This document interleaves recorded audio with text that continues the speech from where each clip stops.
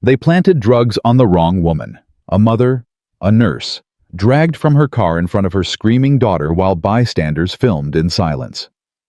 The cops smiled. They'd done this before. But what they didn't know, she wasn't just any woman.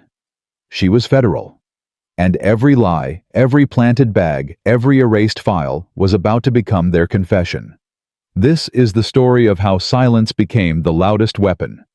Subscribe, now drop your city in the comments so I can see how far truth travels, and stay until the end, because justice. It's just getting started. Mama, why is he following us? Serena Monroe's hands tightened on the wheel. The rearview mirror showed what she'd been trying to ignore for 3 blocks: a police cruiser. Close. Too close. It's okay, baby. It wasn't okay. Nothing about this was okay. Maya sat in the back seat, 8 years old, clutching her Hello Kitty backpack, the one that still smelled like strawberry lip gloss, and the vanilla body spray she'd begged for last Christmas. Her daughter's voice came out small. Are we in trouble? No. But I need you to listen very carefully. Put your hands on your lap where I can see them. Don't move them. Don't reach for anything. Okay. Mama, you're scaring me. Maya, now. The girl obeyed. She always did. Because Serena had already taught her the lessons black mothers shouldn't have to teach. How to sit still. How to speak softly. How to make yourself smaller, so maybe, just maybe, you'll make it home alive. The siren gave one sharp chirp. Maya whimpered. Serena's throat went dry. She pulled onto Elmwood Drive, all trimmed hedges and American flags and mailboxes shaped like little houses. The kind of street where a 10-year-old Honda didn't belong, where a black woman behind the wheel meant exactly one thing to the people watching from their porches. The cruiser stopped behind her. 2 doors opened. Officer Derek Holloway stepped out first. 42. Crew cut. Jaw like concrete.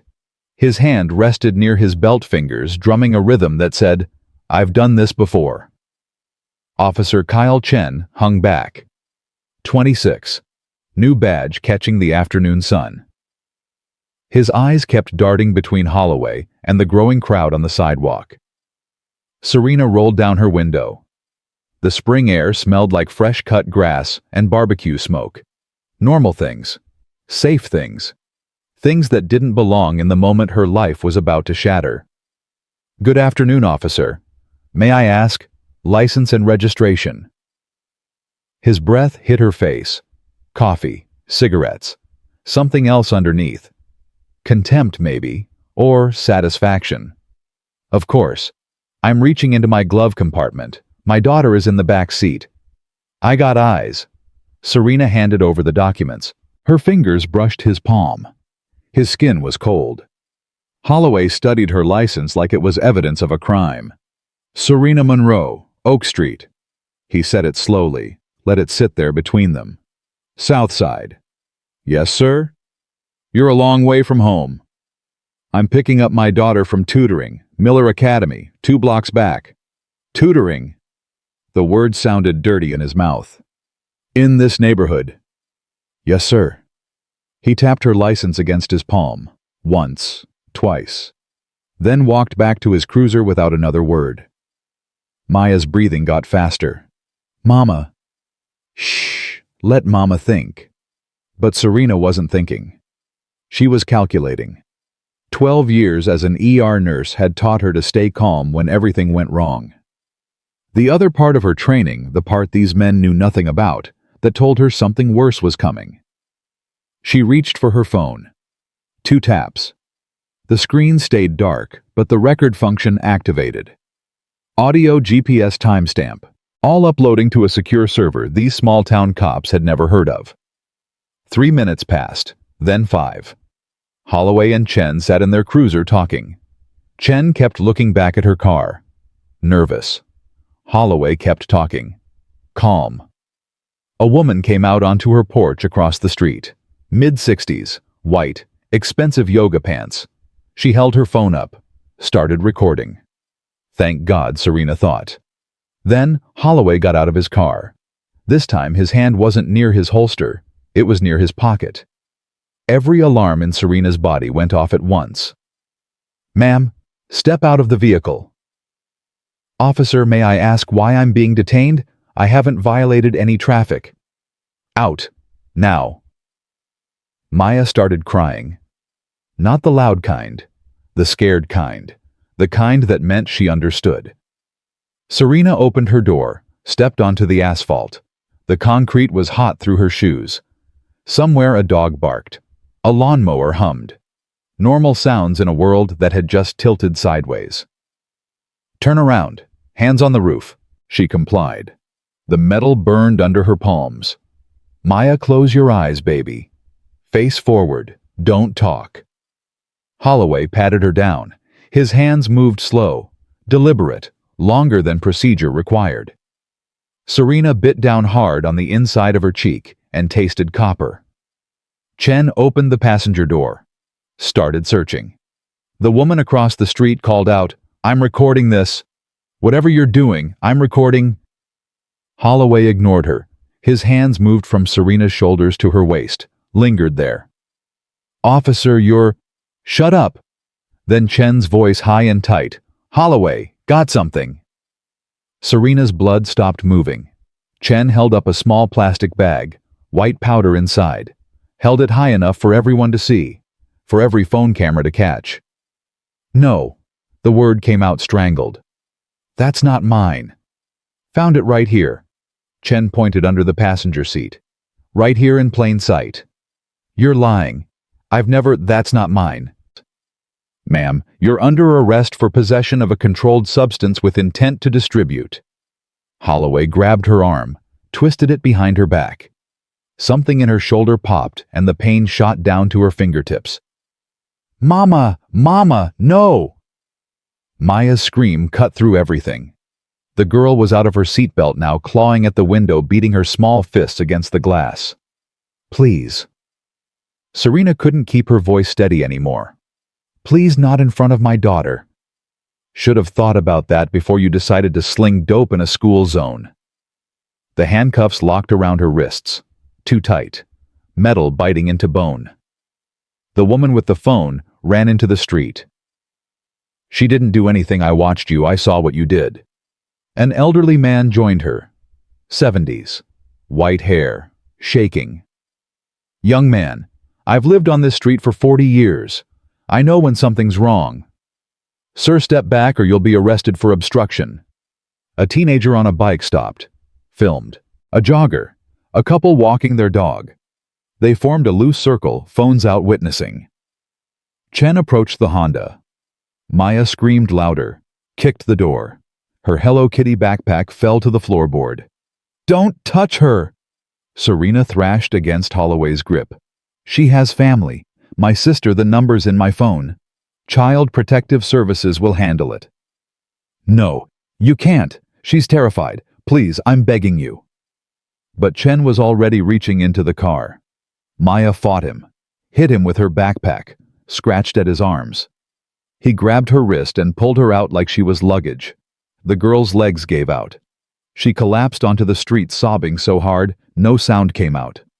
Serena felt something inside her chest crack wide open. "Maya!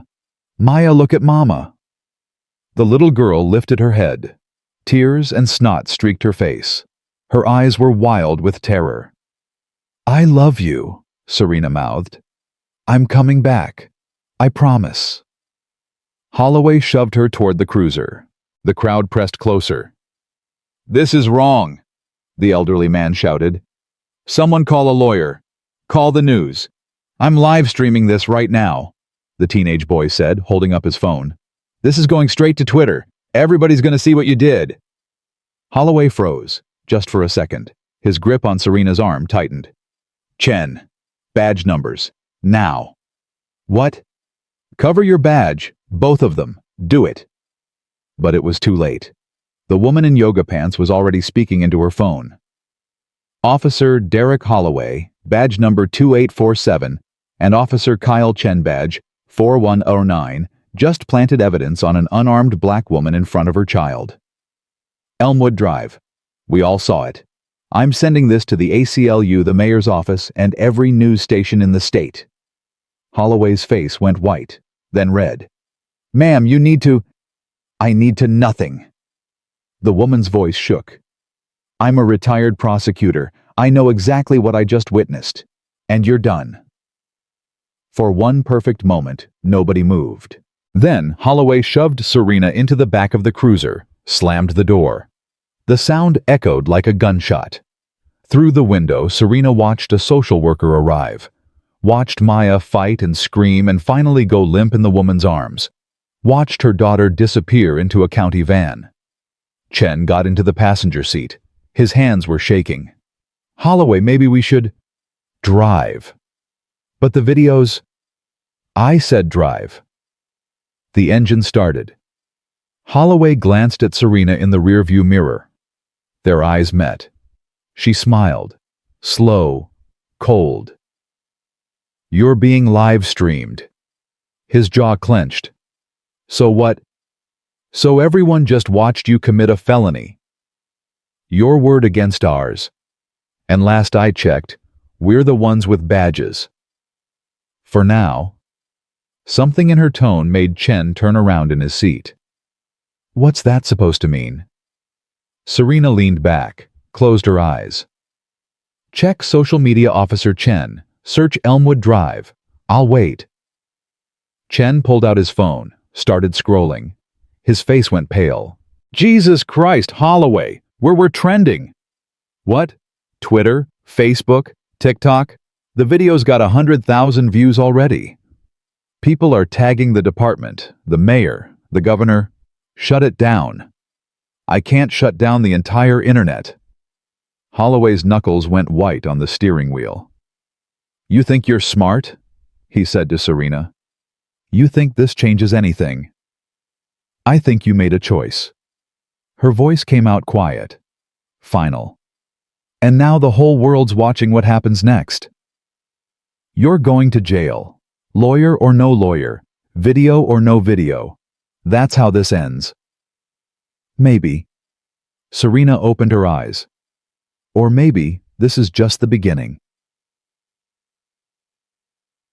The station smelled like burnt coffee and floor polish. They brought her in through the back, avoiding cameras, avoiding questions. The booking room was all fluorescent lights and beige walls. A desk sergeant processed her without looking at her face, like she wasn't a person, just paperwork. "Empty your pockets." Keys, wallet, phone. The sergeant picked up her phone. "Passcode." "I don't consent to a search without a warrant." He laughed. Actually laughed. "Holloway, she doesn't consent." Holloway leaned against the wall, arms crossed. "Just book her. Fingerprints, photo, move." They pressed her fingers into ink. The smell made her stomach turn. They positioned her in front of a camera. "Look forward." Flash. "Turn right." Flash. "Other side."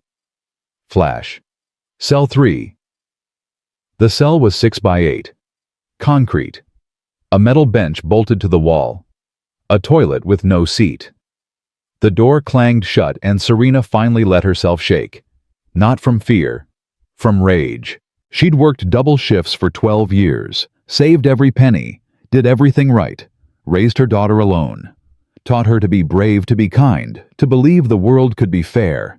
And in 15 minutes, 2 cops had proven her wrong.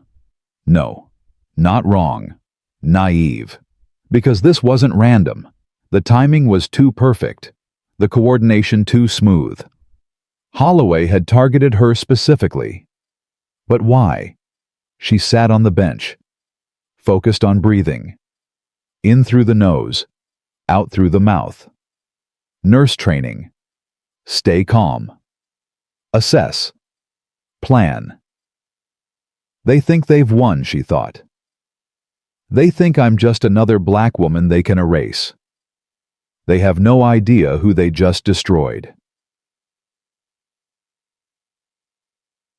2 hours later, footsteps echoed down the hallway. A public defender appeared. Richard Campos. Late 30s. carrying a briefcase that looked like it had survived a war, coffee stain on his tie. "Ms. Monroe, I'm your attorney." He sat across from her in the interview room, pulled out a yellow legal pad. "Possession with intent to distribute. That's 5 to 10 years minimum. We need to talk about a plea deal." They planted it. Campos didn't even look up. "Ms. Monroe, they planted the drugs.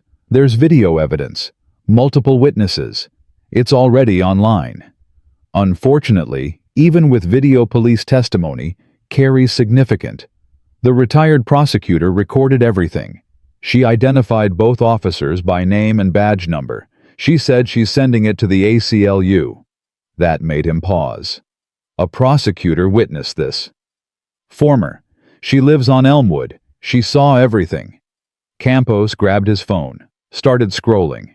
His eyes widened. "Holy! This is real. This is actually—" He stopped, frowned. "Wait. What?" "The videos.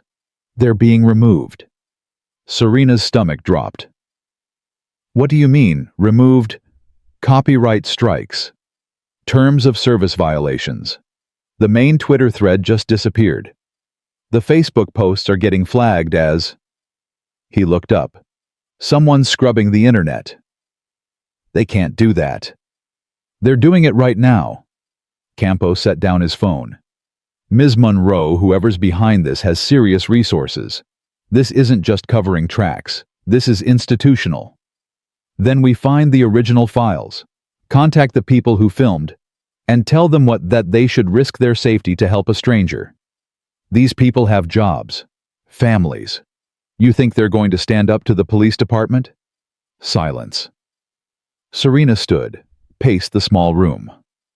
"What about the retired prosecutor?" "I'll try. But even if she cooperates by tomorrow morning, there might not be any digital evidence left." "So what are you saying?" Campos looked at her with tired, honest eyes. "I'm saying you're facing 10 years in prison. And unless something changes dramatically, there's nothing I can do to stop it." Serena sat back down, folded her hands on the table. "Then something's going to change." "Ms. Monroe, thank you for your time, Mr. Campos, but I'm going to need different representation. I'm assigned to your case. Federal representation." Campos blinked. "This is a state charge. Federal attorneys don't handle—" "They will for me." The way she said it made him lean back, study her face. "Who are you?" She smiled. Didn't answer. Night settled over the station. The noise faded. Serena lay on the concrete bench, staring at the ceiling, counting ceiling tiles, anything to avoid thinking about Maya. Her daughter was somewhere in this city right now, crying in a strange bed, wondering why Mama didn't come, wondering if she'd done something wrong. The thought made Serena's chest so tight she couldn't breathe. But she couldn't break. Not yet. She thought about the badge they'd taken during booking, the one they'd thrown in an evidence locker without really looking at it. Department of Justice. Federal investigator. Clearance level 9. She'd been embedded in this city for 11 months, building a case against the entire department, following the money from drug seizures to offshore accounts, documenting every planted bag, every falsified report, every disappeared suspect. Holloway was supposed to be a target for next month. Instead, he'd handed her everything she needed 3 weeks early. On camera, in front of witnesses, with his own hands. Poetic, really. Footsteps approached, keys jangled. The cell door opened.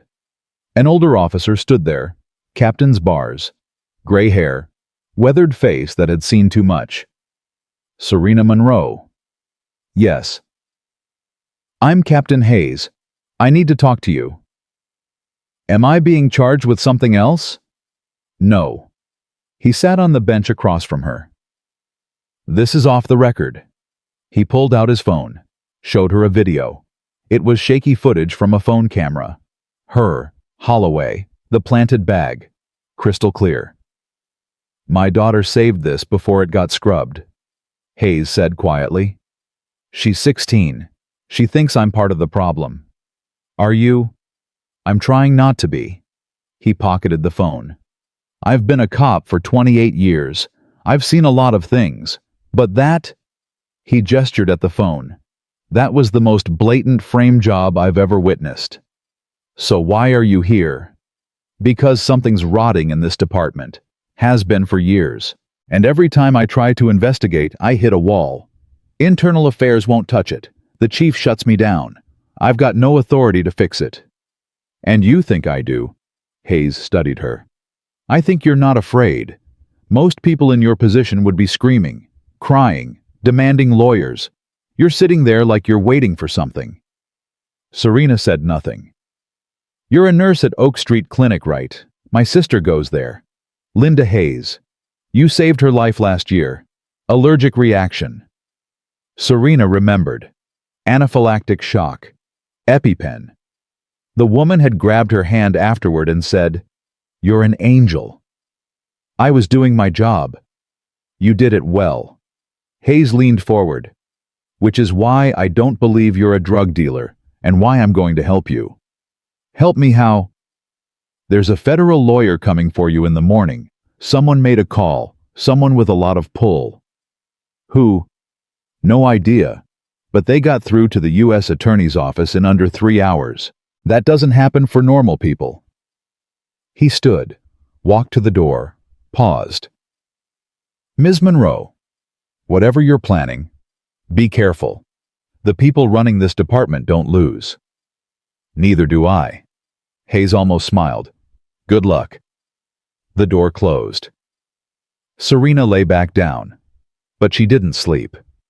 She thought about Maya, about justice, about the badge in the evidence locker. Tomorrow, everything would change. Tomorrow, Derek Holloway would learn what happens when you plant evidence on a federal investigator. Tomorrow, this entire department would learn that some women don't break. They burn the whole system down. Somewhere in the station, in a room with no cameras, Holloway sat with the police chief. We have a problem, Holloway said. Chief Matthews was 60. Silver hair, expensive suit. He'd been running this department and this city for 15 years. The videos are gone, Matthews said calmly. My IT guy scrubbed everything. Twitter, Facebook, TikTok, even the backup servers. What about the witnesses? What about them? You think a retired prosecutor is going to testify against 2 decorated officers? She'd be ostracized. Her pension investigated. People don't risk that. She seemed pretty angry.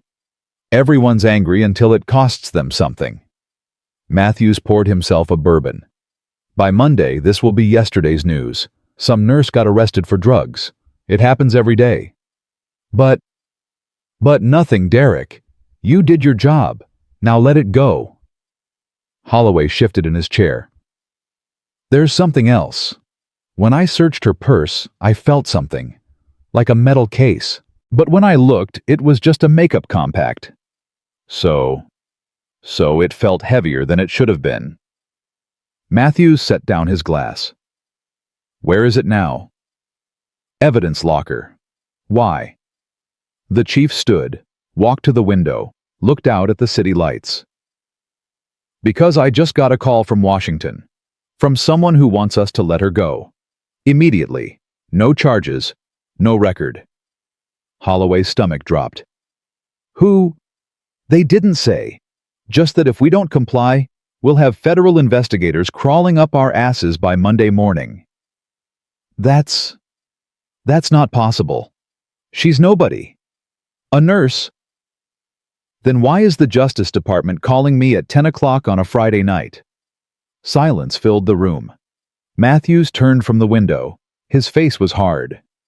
Go to the evidence locker. Find that purse. Bring me whatever's in it. Sir? Now, Derek. Holloway left. Matthews poured himself another drink. His hands were shaking. In her cell, Serena smiled in the darkness. Because somewhere in Washington, in an office that didn't officially exist, her supervisor had just made a phone call. And by morning, this entire police department was going to realize they'd arrested the wrong woman. They'd planted evidence on a federal investigator. They'd falsified reports in front of cameras.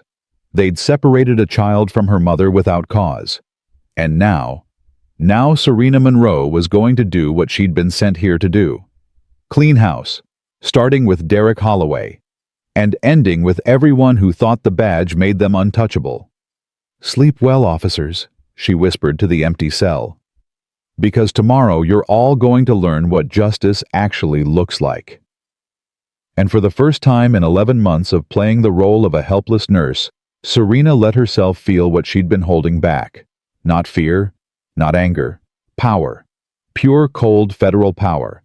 The kind that doesn't ask permission. The kind that doesn't negotiate. The kind that burns corruption to ash and makes powerful men remember why they should have been terrified in the first place. Tomorrow, the real work began. Tonight, she just waited. Because that's what predators do. They wait. And when the moment comes, they strike. The evidence locker was in the basement. Holloway took the stairs 2 at a time, his heart hammering against his ribs. The fluorescent lights buzzed overhead, casting everything in that sickly yellow that made even innocent people look guilty. He punched in the code. The metal door clicked open. Rows of shelves, bags tagged and numbered. Everything the department had seized in the last 6 months. Drugs, weapons, stolen property. The physical proof of their authority. He found her belongings in bin 247. Purse, phone, keys, wallet. Holloway pulled out the purse, black leather. Nothing special. He felt along the bottom, searching for that weight he'd noticed earlier. There, his fingers found a hidden compartment in the lining. He ripped it open. A badge fell into his palm. His blood turned to ice water. Department of Justice, Federal Bureau of Investigation, Special Agent Serena J. Ford, Clearance Level 9. No. The word came out strangled. No, no, no. He dropped the badge like it had burned him. It clattered on the concrete floor, the gold catching the light. For 30 seconds, Holloway couldn't move, couldn't think, couldn't breathe. Then, he ran. Chief Matthews was still in his office, bourbon in hand, when Holloway burst through the door without knocking. "We're dead. We're completely dead." Matthews set down his glass slowly. "Calm down and... she's federal." Holloway slammed the badge onto the desk. "She's a federal investigator. Level 9 clearance. We arrested a federal agent."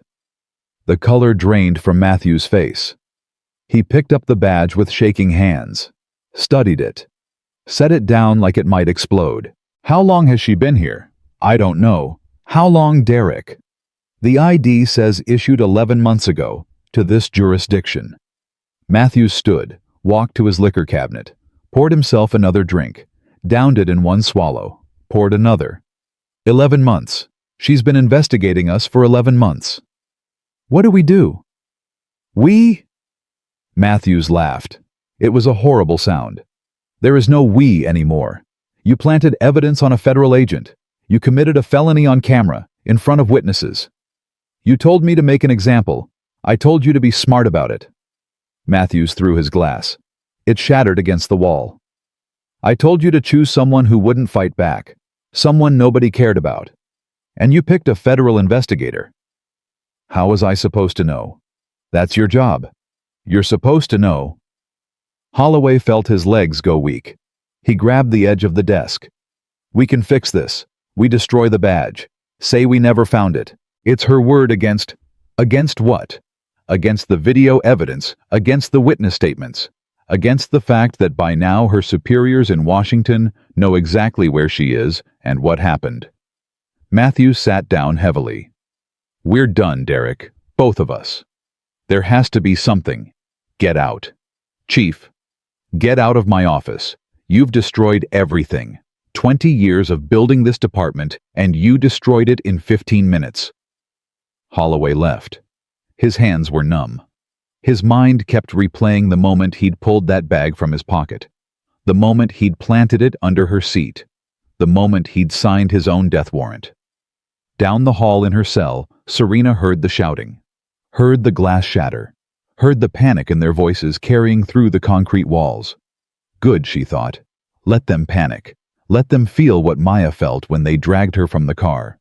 But thinking about Maya made her chest ache, made the rage threaten to consume her. So she pushed it down, locked it away, saved it for later. Because right now, she needed to stay cold.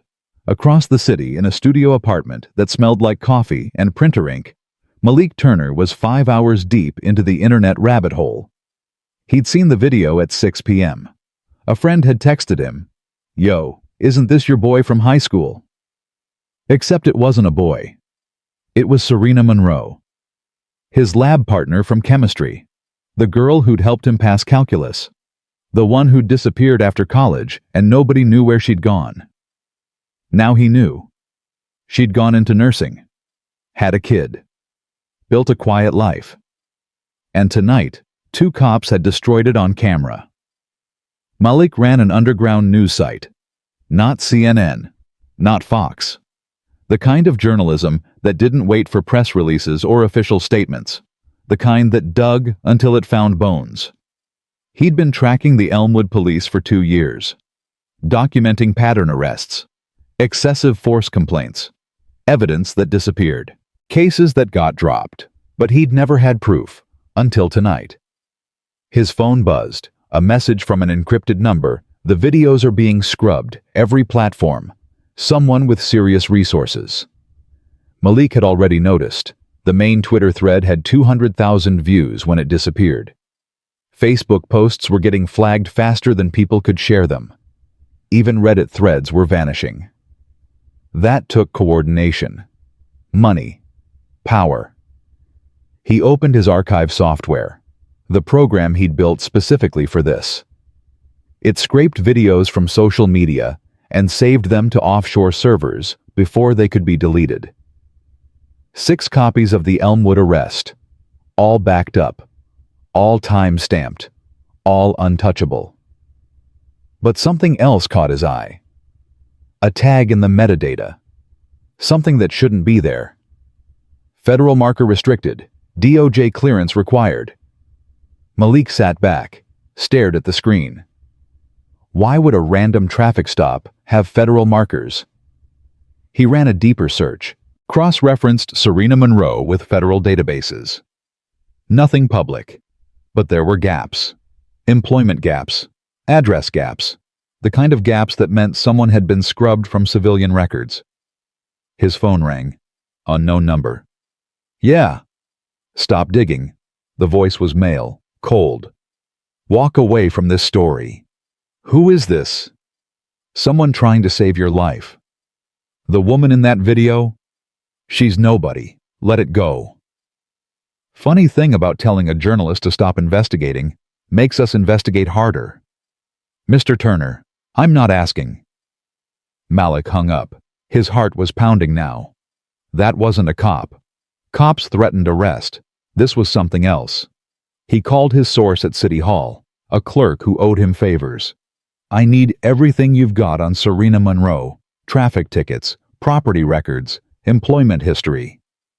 "Malik, it's 11 at night. It's important." 20 minutes later, his email pinged. A file. He opened it, and everything clicked into place. Serena Monroe didn't exist before 14 months ago. No tax records, no credit history, no digital footprint whatsoever. Like she'd materialized out of thin air. But Serena Ford did. FBI, specialized in corruption cases. And Serena Ford had gone dark 11 months ago. Same height, same birthday, same everything. "Holy God," Malik whispered. She wasn't a nurse, or she was, but that was cover. She was federal, an investigator, and Holloway had just arrested her on camera. Malik started typing. His fingers flew across the keyboard. This wasn't just a story about police brutality. This was bigger. This was a federal operation. This was, his apartment door exploded inward. 3 men, black suits, no badges visible. "Malik Turner, you need to come with us." I'm not going anywhere. The lead man pulled out credentials. FBI. You've accessed classified information. That makes you either a witness or an accomplice. Choose now. Mullick's mind raced. I want to help her, Serena, whatever her real name is. The agent studied him. What makes you think she needs help? Because she's sitting in a jail cell right now while corrupt cops try to bury her. Because her daughter's in foster care. Because... What do you know about the daughter? Just what I saw on the video. Why? The agents exchanged looks. The lead one stepped closer. If we let you help, you print nothing until we say. You share nothing. You become an asset. Understood. What's happening? Something bigger than a bad arrest, Mr. Turner. Something that ends tonight. Back at the station, dawn was breaking. Gray light filtered through the cell window. Serena hadn't slept, hadn't moved, just waited. Footsteps approached. Multiple sets, heavy boots. The cell door opened. 3 federal agents stood there. Real ones this time. She recognized the lead agent Reeves, her direct supervisor. Agent Ford, we're extracting you. My daughter. Safe. She's with your sister. We had her transferred 2 hours ago. The relief nearly knocked Serena to her knees. Is she okay? Scared. But okay. We have counselors with her.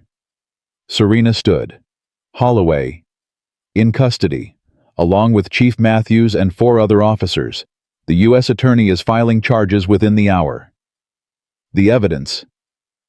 Every video, every witness statement, every piece of your investigation from the last 11 months, it's all compiled and ready.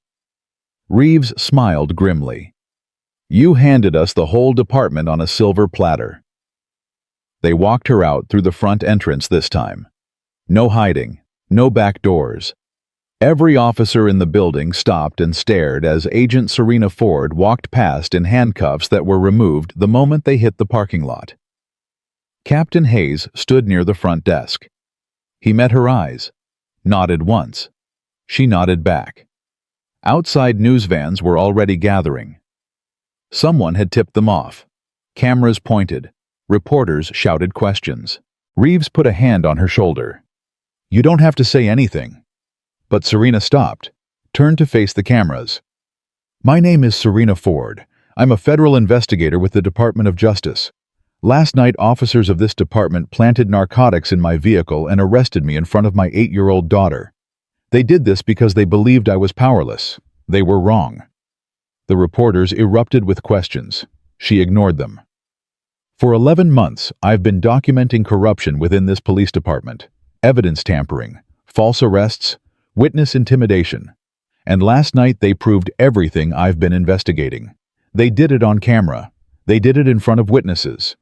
And they did it to the one person who had the authority to bring them down. She let that sit for a moment. Let the cameras capture her face. Let the country see what justice looked like. To everyone watching, the system is broken. But it's not beyond repair. We can fix it. We will fix it, starting here, starting now, and starting with the officers who thought the badge made them untouchable. Reeves guided her to a black SUV. They drove in silence for 10 minutes before Serena spoke. How bad is it? For them, career ending at minimum. Prison likely. The video evidence is ironclad. I mean for the case. My whole investigation. Is it compromised? Not at all. If anything, their panic helped us. They tried to delete files, cover tracks. Every move they made last night was documented. We have digital forensics pulling deleted emails right now, offshore accounts, payoffs, all of it. Serena closed her eyes. I need to see Maya. We're going there now. The safe house was in the suburbs. Generic townhouse, beige siding. The kind of place that looked like every other house on the block. Her sister Vanessa met her at the door, pulled her into a hug so tight Serena couldn't breathe. Don't you ever scare me like that again. Where is she? Upstairs. She hasn't stopped crying. She thinks... Vanessa's voice broke. She thinks you're in jail. She thinks she'll never see you again. Serena took the stairs 3 at a time. Maya was curled on a bed facing the wall, so small, so broken. Her Hello Kitty backpack sat on the floor beside her. "Baby girl." Maya's head whipped around. Her eyes went wide. Then she screamed and launched herself across the room. Serena caught her, held her, felt her daughter's body shake with sobs that had been building for hours. "I thought they took you. I thought you were gone." "I'm here. I'm right here. I'm never leaving you again." "They said you did something bad. They said—" "They lied, baby. They lied about everything. Mama didn't do anything wrong." Maya pulled back, looked at her mother's face. "Then why did they take you?" How do you explain corruption to an 8-year-old? How do you tell her that some people with badges are the real criminals? Because sometimes people who are supposed to protect us forget what their job is. They forget they're supposed to help people not hurt them. Are they going to jail? Yes, baby, they are. Good. Maya's voice was fierce, angry. So unlike her sweet daughter that it broke Serena's heart all over again. "I hope they stay there forever." Serena held her tighter. "I'm so sorry you had to see that. I'm so sorry I couldn't protect you from it. You tried. I saw you. You told them I had family. You told them not to take me." Maya's voice got quieter. "But they didn't listen." "No, they didn't. And now they're going to pay for that." They stayed like that for an hour, just holding each other, just breathing, just existing in a space where the world couldn't hurt them anymore. Downstairs, Reeves was on the phone. "Yes, sir. She's with her daughter now. Condition is good considering." He paused. "Understood. I'll let her know." He hung up, looked at Vanessa. "Is she going to be okay?" "Eventually. But that little girl just learned her mother isn't safe in this world. That's not something you recover from quickly. The department's offering counseling." "The department." Vanessa laughed bitterly. "The same department that traumatized her? You think she's going to trust anyone in a uniform now?" Reeves had no answer for that. Across town, in a small interrogation room that smelled like sweat and fear, Derek Holloway sat with his lawyer. "They have you on video. Multiple angles, witness statements, federal testimony. Derek, you're looking at 10 years minimum." "I was following orders." "Following orders isn't a defense when you commit a felony." "Matthews told me to." "Matthews is denying everything. Says you acted alone. Says he had no knowledge of any planted evidence." Holloway's world tilted. "He's lying. He ordered me to make examples. He ran the whole operation. Can you prove it?" Silence. The lawyer sighed. "I can get you a deal. You cooperate, testify against Matthews and the others, and maybe we get it down to 5 years." 5 years. Holloway put his head in his hands. "My career is over." "Your career was over the moment you pulled that bag out of your pocket." In the cell next door, Chief Matthews wasn't talking. Hadn't said a word since they'd arrested him at 4 a.m. Just sat there in his expensive suit staring at the wall. His lawyer arrived at 9 a.m. Looked exhausted. "They're offering you a deal. 20 years if you cooperate. Life if you fight." "I'm not cooperating." "Chief, I built this department. I built this city. I'm not going to destroy it because some federal agent played dress-up for a year." She has 11 months of documentation. Dates. Times. Transactions. She has everything. Evidence can disappear. Not federal evidence. Not when it's already been submitted to a grand jury. The lawyer leaned forward. "Chief, listen to me. You're 70 years old. A 20-year sentence means you die in prison. But if you cooperate, if you give them the names of everyone involved, we can get it down to 10, maybe 8 with good behavior. And then what I spend my final years as the cop who snitched, who betrayed his own department. You betrayed your department when you turned it into a criminal enterprise." Matthews finally looked at him. "Get out." "Chief, get out of my sight." The lawyer left. Matthews sat alone in the cell.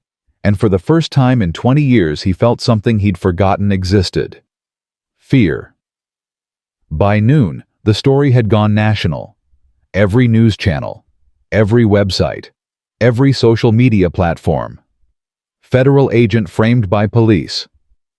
Corruption exposed inside the Elmwood PD. Mother arrested in front of daughter, but there's a twist. Malik Turner watched from FBI headquarters.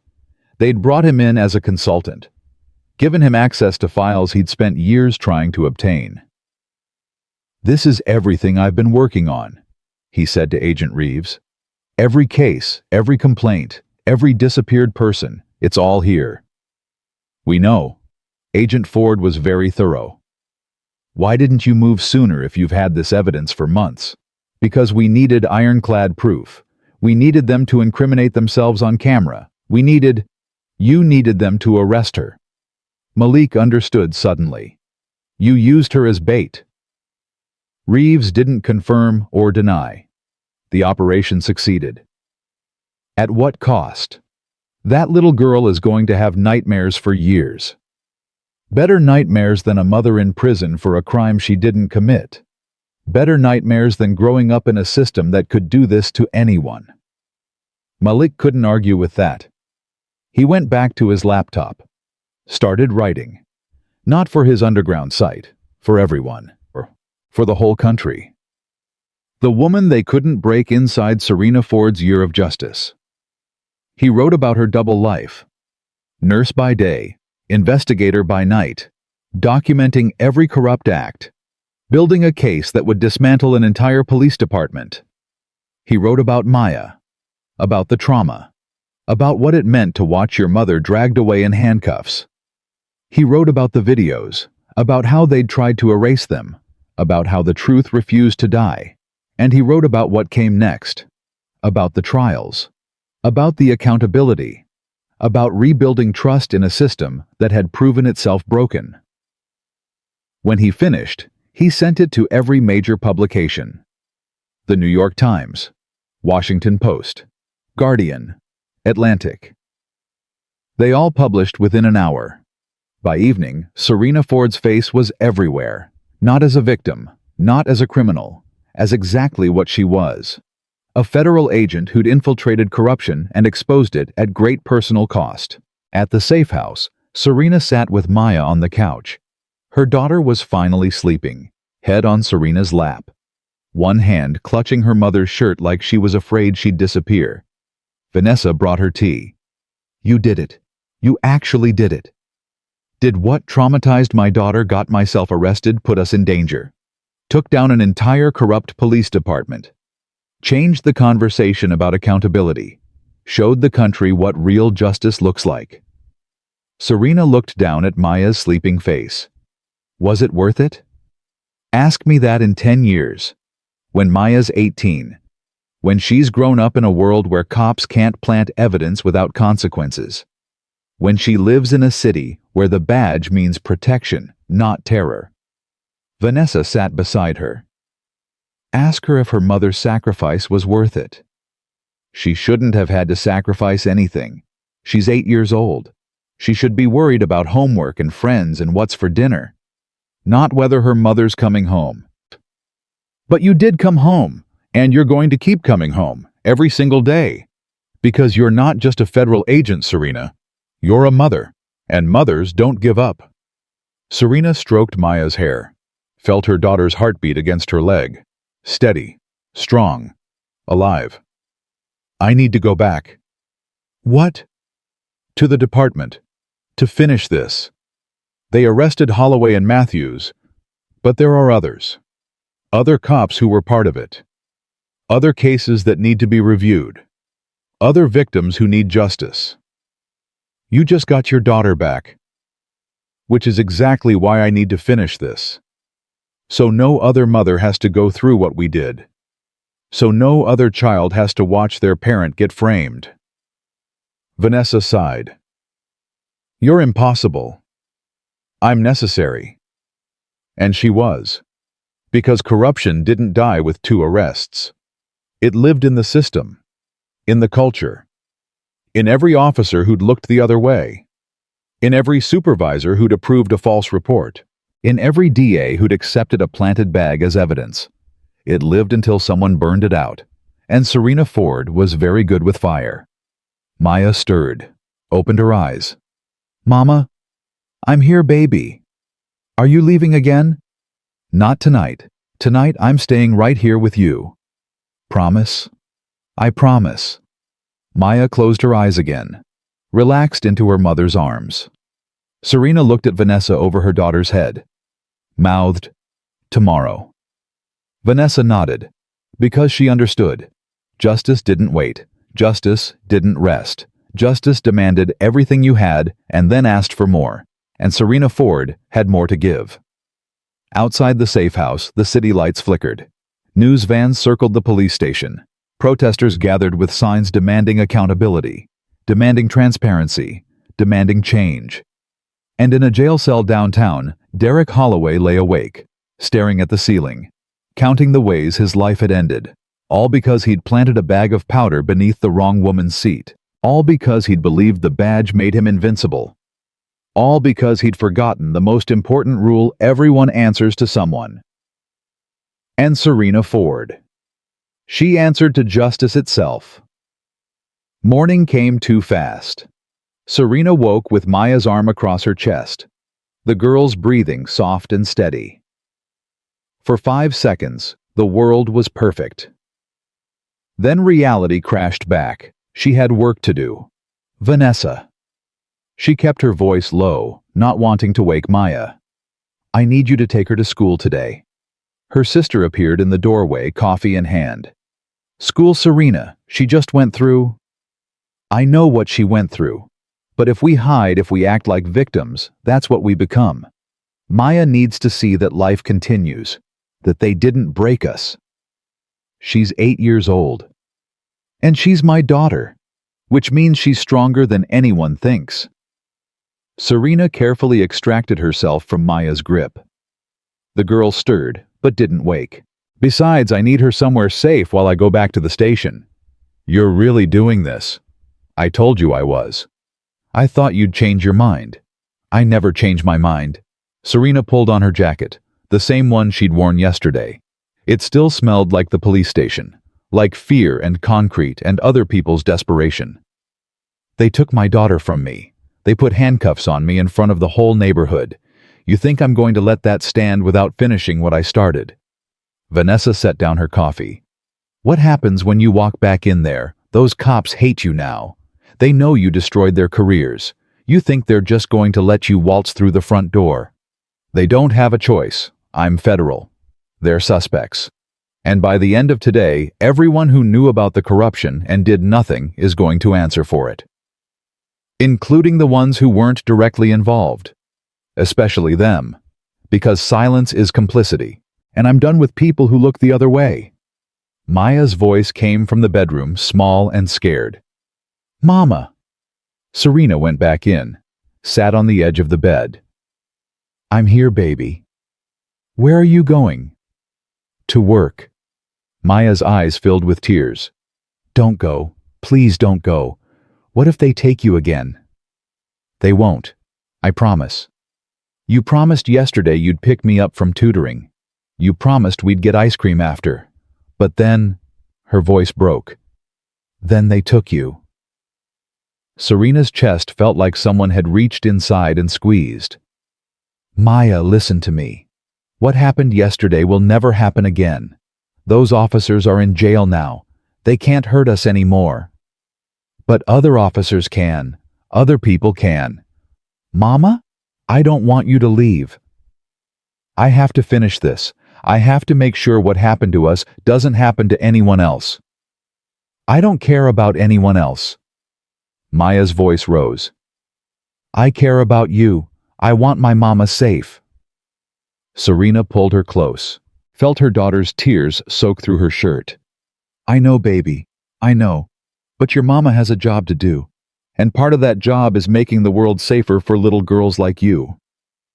"I hate your job. Right now, I don't blame you." They stayed like that until Maya's crying slowed, until her breathing evened out, until she pulled back and wiped her face with the back of her hand. "If you have to go, then go. But Mama..." "Yes, baby. Come back." Please just come back." "I will. I swear on everything I love, I will come back." An hour later, Serena stood outside the Elmwood Police Department. The building looked different in daylight, smaller somehow, less intimidating, just brick and glass and the illusion of authority. News vans lined the street.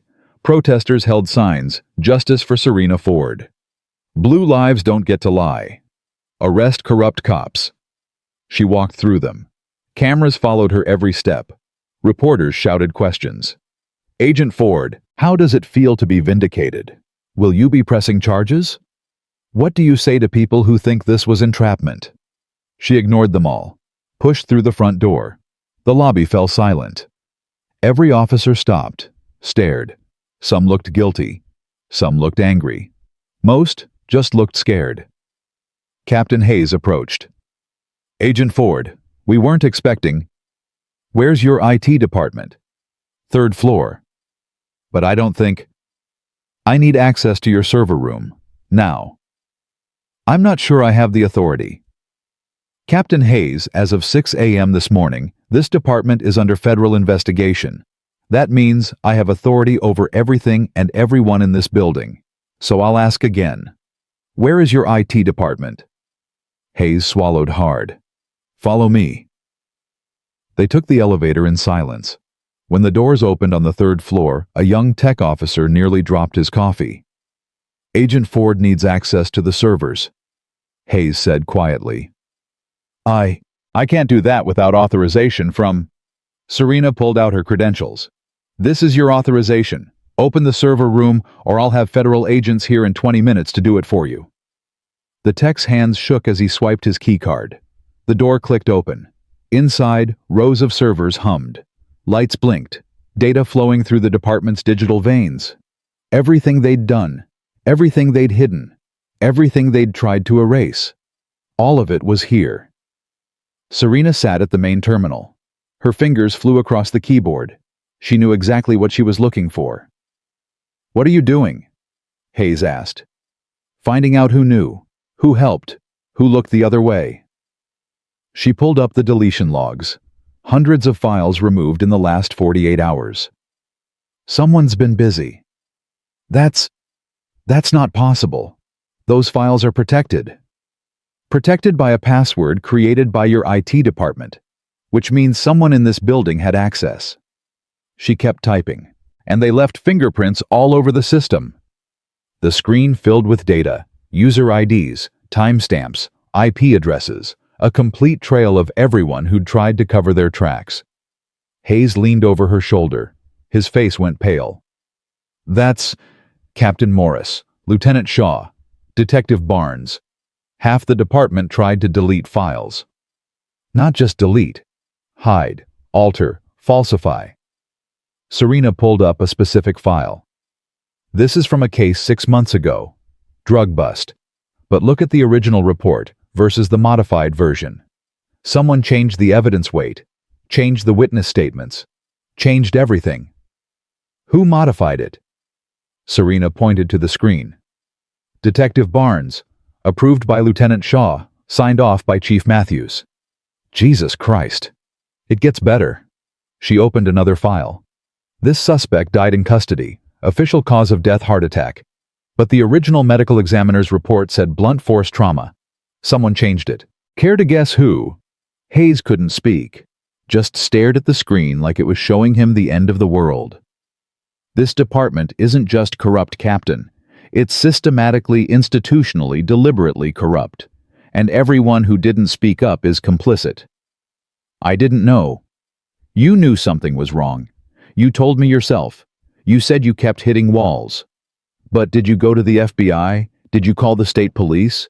Did you do anything besides complain about it to yourself?" Hayes's jaw tightened. "What do you want me to say? That I should have done more? Fine. I should have done more. But I have a pension, a family, kids in college. And they have a father who let criminals wear badges because it was convenient." Serena stood, faced him. "You're better than most of them, Captain. I know that. You helped me when you didn't have to. But being better than corrupt isn't the same as being good." So what happens now? I lose my job. My pension. That depends. Are you willing to testify? Are you willing to tell the truth about everything you suspected but couldn't prove? If I do that, I'll be the cop who turned on his department. If you don't, you'll be the cop who enabled it. Serena moved past him toward the door. Your choice, Captain. But you don't get to play both sides anymore. Nobody does. She left him standing in the server room, took the stairs down to the second floor, the detective bureau, where the real work happened, where cases got solved or buried depending on who asked the questions. Detective Barnes looked up from his desk. 55. Gray hair. Wedding ring that he twisted when he was nervous. He was twisting it now. Can I help you? Detective Barnes, I need to ask you about a case from last October. Luis Ramirez, drug possession. Barnes's face didn't change. Don't recall that name. Really? Because according to your reports, you personally arrested him. Seized 3 ounces of cocaine, except the lab report says it was only 1 ounce, and the witness statements you filed don't match the original interviews. Serena sat on the edge of his desk. So either you have a terrible memory or you're lying. Which is it? I don't know what you're talking about. Cut it. Her voice went hard. I've got the original files. I've got the modified versions. I've got your user ID all over the changes, and I've got 11 months of documentation that shows you've been doing this systematically. So let's skip the denial and move straight to the cooperation. Barnes stood. I want my union rep. You're not under arrest, yet, but you will be by end of business today unless you start talking. I have nothing to say to you. Fine, then you can say it to a federal prosecutor, and a jury, and the judge who sends you to prison for obstruction of justice evidence tampering and conspiracy. Serena stood. Or you can tell me who ordered you to do it, who else was involved, and maybe, just maybe, you walk away with your freedom intact. Barnes' hand went to his chest. I need my medication. Don't you dare pretend to have a heart attack to get out of this conversation. I'm a nurse. Remember, I know what a real cardiac episode looks like. He sat back down. His face was red. His hands shook. It wasn't my idea. I didn't ask whose idea it was. I asked who ordered you. Matthews, Chief Matthews. He said we needed to boost our numbers, make the department look effective, so we adjusted things. Adjusted. That's a nice word for falsifying evidence. It was just small stuff, rounding up weights, combining charges, making the cases stronger, making innocent people go to jail for crimes they didn't commit. We didn't. We only did it on people who were guilty anyway, people who deserved it. Who gave you the right to decide who deserves it? Serena's voice could have cut glass. You're not a judge. You're not a jury. You're a cop. And you broke the one rule that matters. You lied. Barnes put his head in his hands. What do you want from me? Names, dates, every case you touched, every officer who helped, every supervisor who knew. If I do that, my career is over. Your career is already over. The only question is whether you spend the rest of your life in prison or in shame. He looked up at her. His eyes were wet. I have grandkids. So did the people you framed. So do the families you destroyed. But you didn't care about them, did you? You cared about your clearance rate, your promotion, your pension. She leaned down. So here's what's going to happen. You're going to write down everything, every case, every lie, every person who helped you, and then you're going to pray that the prosecutor feels generous. And if I don't, then I bury you so deep you'll never see daylight again. She left him there, moved through the building like a storm. Every office, every desk, every cop who'd looked the other way.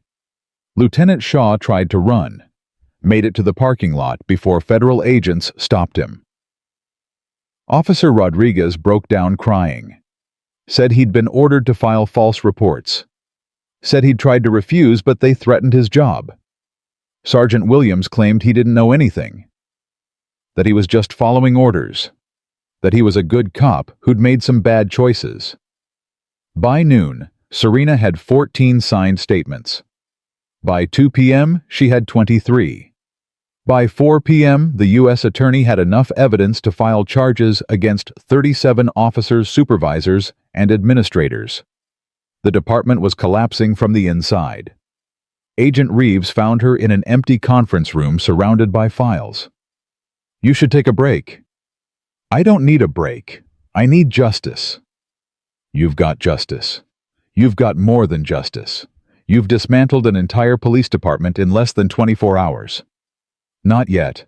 There are still people who haven't talked. Still cases that need to be reviewed. Still victims who need to know what really happened to them. Serena."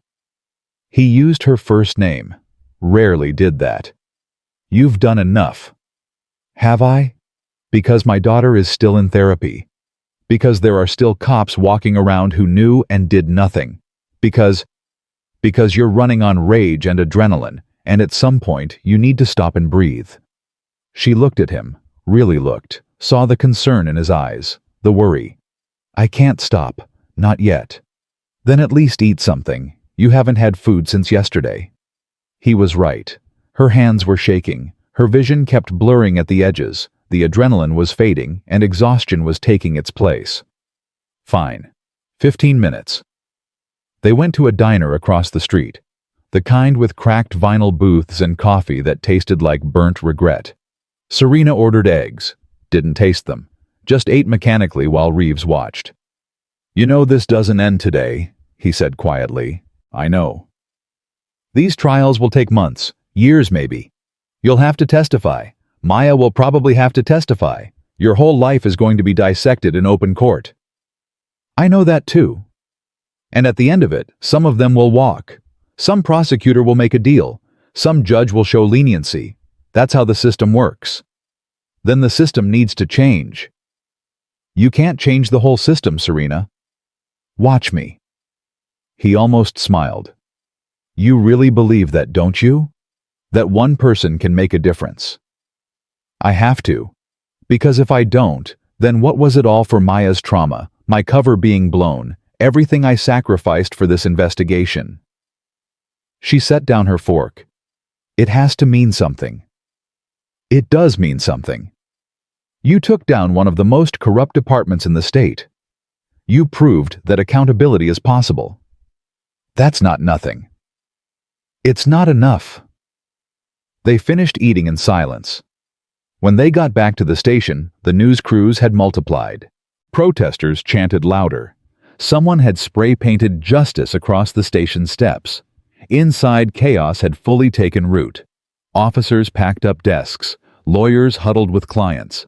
Federal agents moved through the building with boxes of evidence. And in the chief's office, now occupied by a federal task force commander, someone was making calls. Lots of calls. To the mayor, to the city council, to the state attorney general. The entire power structure was crumbling. Serena found Captain Hayes in his office. He was staring at a photo on his desk. His daughter, the 16-year-old who thought he was part of the problem. "Captain." He looked up. His eyes were red. "I wrote my statement. Everything I saw. Everything I suspected. Everything I should have reported and didn't." "Thank you." "Don't thank me. I'm not a hero. I'm just a coward who finally found his spine." "You're testifying tomorrow.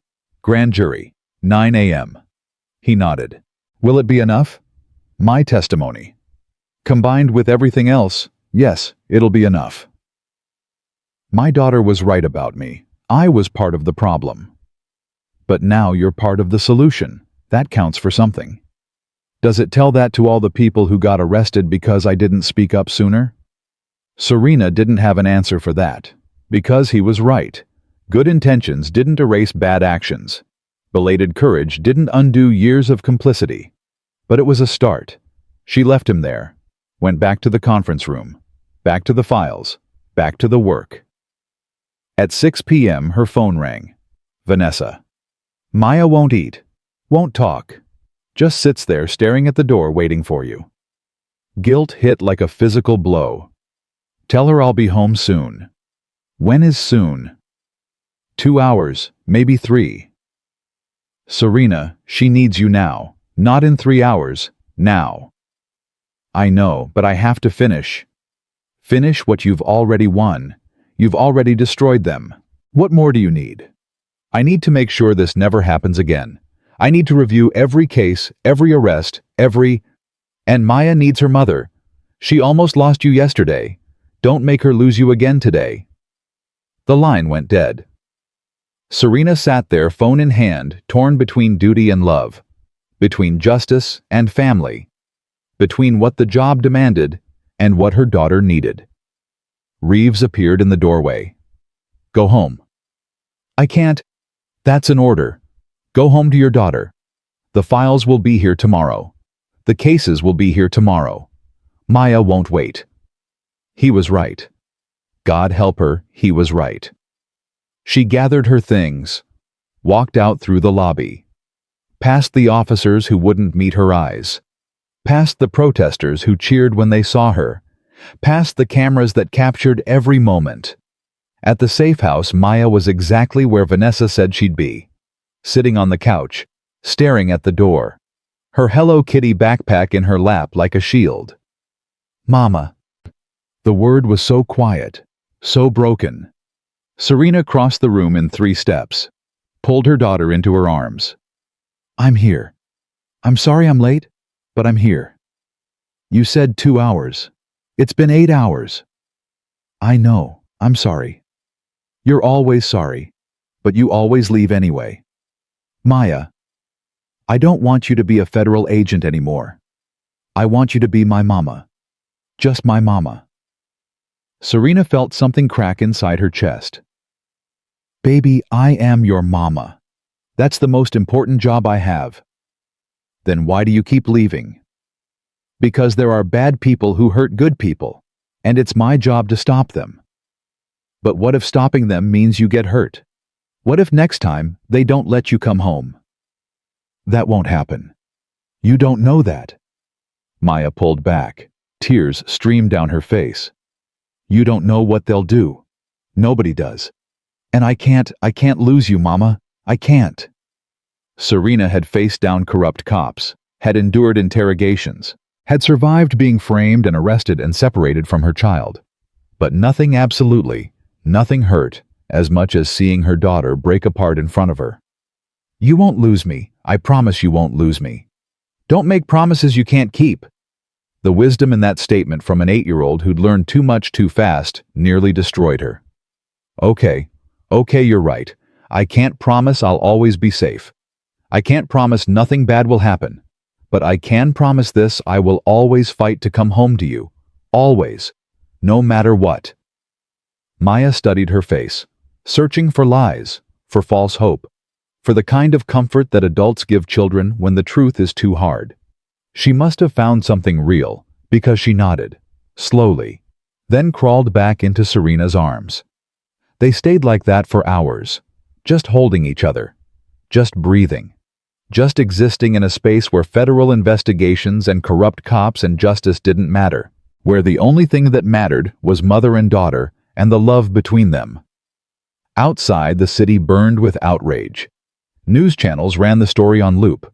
Social media exploded with debates about police corruption and accountability and reform. But inside the safe house, the world was quiet. Serena stroked Maya's hair and whispered promises she hoped she could keep. Maya clung to her mother and tried to believe that tomorrow would be better than today, that the nightmares would fade, that the world would feel safe again. Neither of them knew if that was true. But they had each other, and for tonight, that was enough. At midnight, after Maya had finally fallen asleep, Serena's phone buzzed with a message from Reeves. Court hearing tomorrow, 10 a.m. Arraignment for Holloway and Matthews. You need to be there. She stared at the message for a long time, then typed back, I'll be there. Because this wasn't over. Not even close. Tomorrow she'd face the men who'd tried to destroy her. Tomorrow she'd stand in front of a judge and demand accountability. Tomorrow, the real fight would begin. But tonight, she was exactly where she needed to be. With her daughter, in the quiet, in the dark, in the only place that mattered. She kissed Maya's forehead and closed her eyes. And for the first time in 11 months, Serena Ford let herself feel something besides rage. She felt hope. The courthouse steps were packed by 9 a.m. Protesters on one side, police union members on the other. Signs clashed, "Prosecute corrupt cops" versus "Back the blue." The line between justice and loyalty had become a battle line. Serena held Maya's hand as they walked through it, Vanessa on the other side creating a human shield. Cameras everywhere. Questions shouted from all directions. "Agent Ford, how do you feel about facing your attackers? Will your daughter be testifying? Do you think this will change policing in America?" She ignored them all, focused on getting Maya inside without breaking down. The girl's hand was cold in hers, trembling. "I don't want to go in there," Maya whispered. "I know, baby, but we have to. We have to show them they didn't break us." "But I am broken." The words hit like a bullet. Serena stopped right there on the courthouse steps, knelt down in front of her daughter while cameras captured every second. "Listen to me. You are not broken. You are bent. You are hurt. But you are not broken. Broken things can't be fixed. You can be fixed. We can fix this together." How? By being brave. By telling the truth. By not letting them win. Maya's eyes filled with tears. "What if I'm not brave enough?" "You are. You know how I know." Serena touched her daughter's chest right over her heart.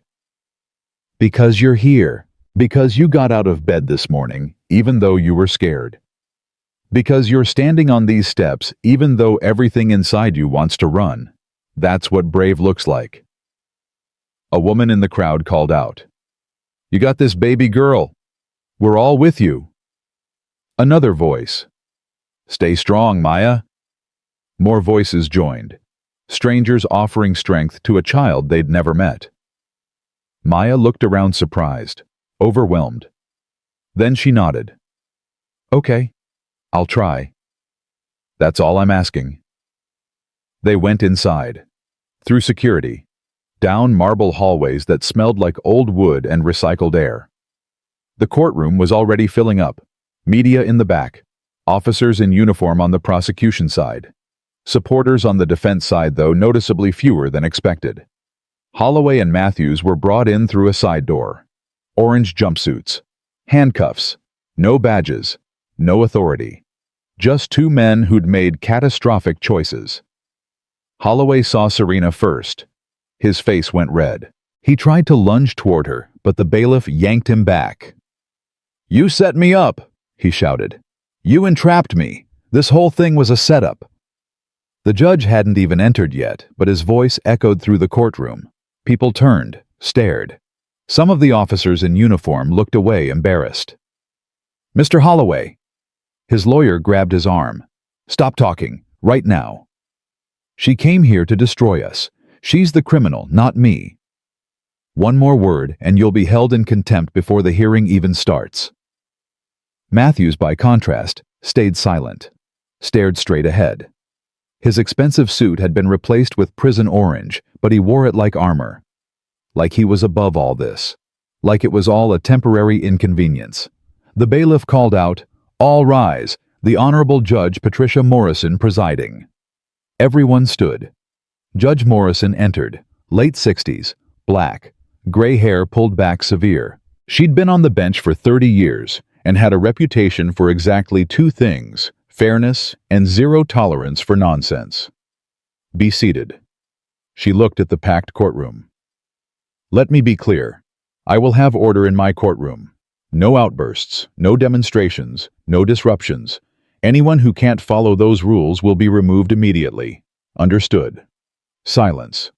"Good." Bailiff read the charges. The list was long. Evidence tampering, falsifying police reports, conspiracy, deprivation of rights under color of law, false arrest. For Holloway, there were additional charges: assault, kidnapping, child endangerment. With each charge, Maya's hand gripped Serena's tighter. When the bailiff finished, Judge Morrison looked at the defendants. "How do you plead?" Holloway's lawyer stood. "Not guilty, Your Honor, and we request bail pending trial." "Denied. Next." "Your Honor, my client has no prior criminal record. He's a decorated officer with 15 years of service, who planted narcotics on a federal agent in front of multiple witnesses and her minor child. Bail is denied." Morrison turned to Matthews. "Chief Matthews." His lawyer stood. Older man, expensive suit, the kind of attorney who defended powerful people. "Not guilty, Your Honor, and we also request bail." Chief Matthews is a pillar of this community. He has deep roots here, significant ties, and significant resources to flee the country. Bail denied. Your Honor, that's my ruling. Both defendants will remain in custody until trial, which brings me to my next point. Morrison looked at the prosecutor. "Ms. Chen, when can we expect the full indictment?"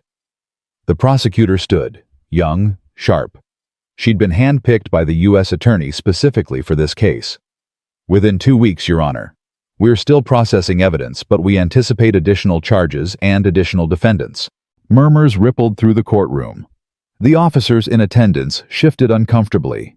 How many additional defendants? At least 30, possibly more. The murmurs became gasps. Morrison slammed her gavel. "Order. Ms. Chen, this court expects full transparency. I want weekly updates on your progress. No delays, no excuses." "Yes, Your Honor." "Anything else?" Holloway's lawyer raised his hand. "Your Honor, I'd like to request a gag order. The media coverage has been extremely prejudicial. My client cannot receive a fair trial with denied.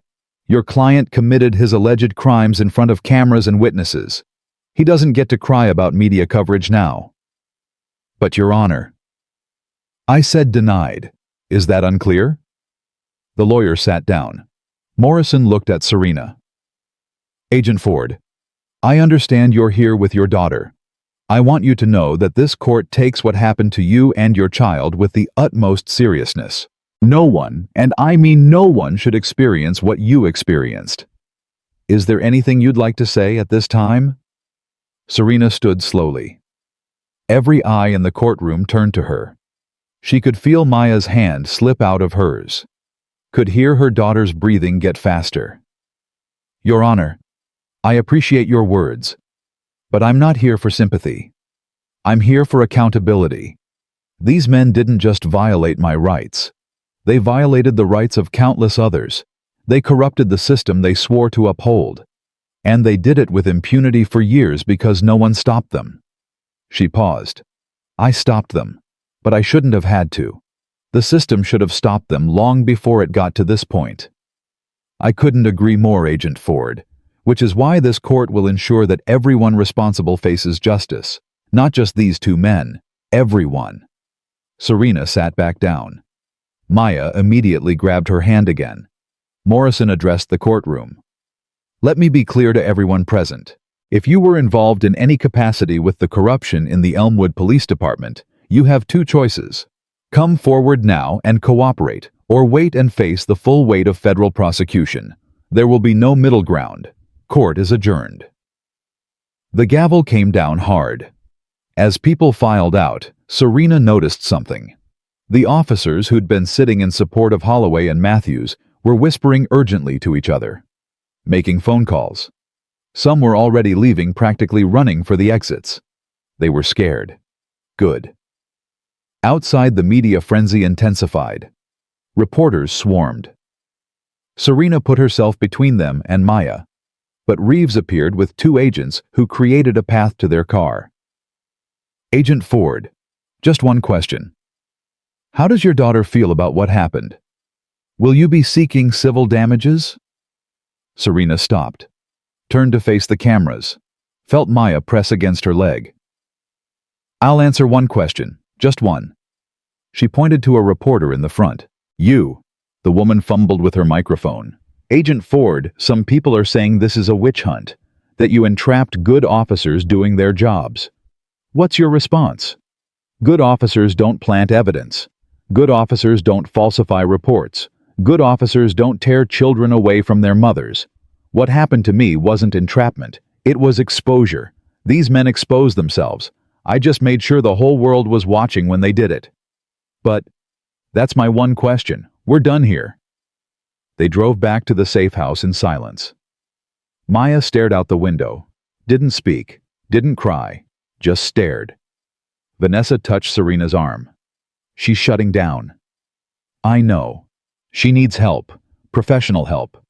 I've already scheduled it. Therapist specializes in childhood trauma. First appointment is tomorrow. Good. Because I don't think this is something we can fix alone. Back at the safe house, Maya went straight to her room. Closed the door. Serena started to follow, but Vanessa stopped her. Give her space. She needs to process. She's 8 years old. She shouldn't have to process trauma like this. But she does, and suffocating her with attention won't help. Serena's phone rang. Reeves. Turn on the news. Channel 7. She grabbed the remote, turned on the TV. The breaking news banner read, 5 more officers resign from Elmwood PD. The anchor's voice. In a stunning development, 5 officers have resigned from the Elmwood Police Department today, citing their inability to continue working in what they call a toxic and corrupt environment. 3 of these officers have reportedly agreed to cooperate with federal investigators in exchange for immunity. Serena watched as the names appeared on screen. Officers she'd worked with during her undercover operation. Officers who'd seemed decent. Who'd seemed clean. But they'd known. They'd all known. Her phone rang again. Unknown number. She answered anyway. Agent Ford. The voice was female, scared. My name is Jennifer Diaz. I was married to an officer in your department. He killed himself 3 hours ago, left a note, said he couldn't face what was coming, said he'd rather die than go to prison. Serena's stomach dropped. I'm sorry for your loss. Don't be. He was part of it, part of the corruption. I didn't know until today. Found files on his computer, cases he'd falsified, people he'd framed. Her voice broke. He framed a teenager for drug dealing. Kid was 17. Planted meth in his backpack. The kid got 10 years. He's still in prison right now. Mrs. Diaz, I'm sending you everything, every file, every case, every name he mentioned. I don't care about his reputation anymore. I don't care about his pension or his legacy. I just want those people to know the truth. Thank you. That's incredibly brave. No, what you did was brave. I'm just trying to live with myself. The line went dead. Serena sat there, phone in hand, feeling the weight of it all. A man had killed himself. A family was destroyed. A teenager was in prison for a crime he didn't commit.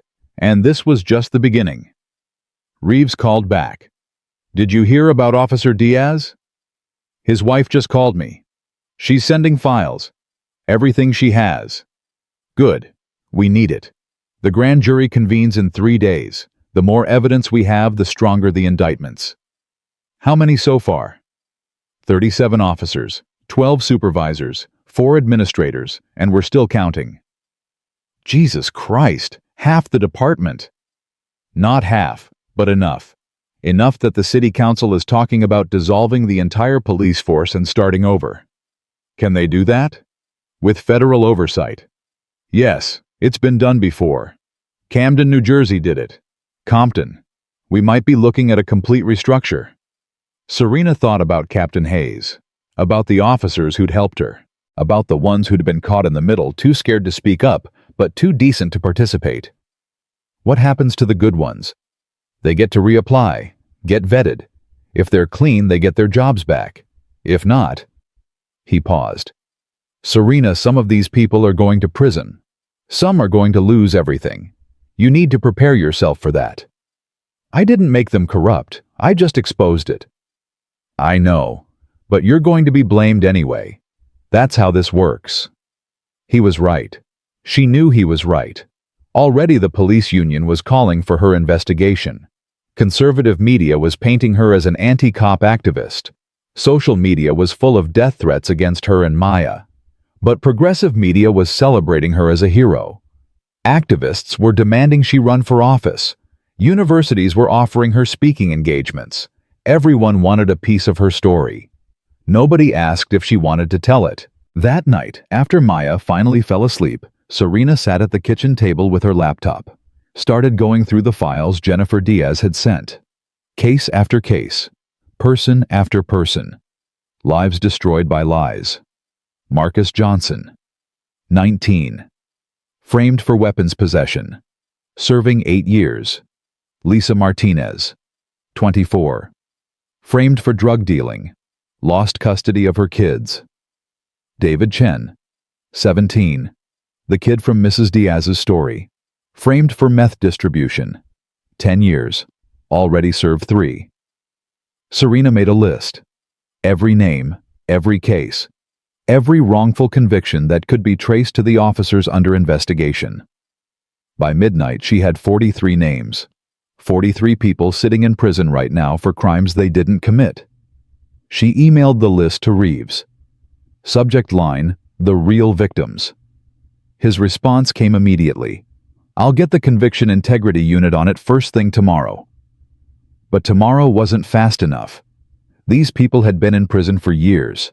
Some for decades. Every day they stayed locked up was another injustice. Another failure. Serena closed her laptop. Went to check on Maya. Her daughter was asleep, but restless. Tossing. Whimpering. Lost in nightmares that wouldn't end just because her eyes were closed. "I'm sorry, baby," Serena whispered. "I'm sorry you had to see the world this way. I'm sorry I couldn't protect you from it." But Maya couldn't hear her. Nobody could. Serena went back to her own room. Lay in bed staring at the ceiling. Sleep wouldn't come. Too many thoughts. Too many faces. Too many lives caught in the crossfire of her investigation. She'd known this would be hard. Had prepared for confrontation, for danger, for the possibility of being exposed. But she hadn't prepared for this. For the ripple effects. For the collateral damage. For the way justice and destruction could look so similar from the right angle. Her phone buzzed. Text from Malik Turner. "You up? Unfortunately. Meet me tomorrow. I have something you need to see." "Can't. Taking Maya to her first therapy session. After then, it's important." "Fine. Where?" He sent an address. A coffee shop on the south side. Her old neighborhood back when she was just Serena Monroe, not Agent Ford. Back when life was simpler. Harder, but simpler.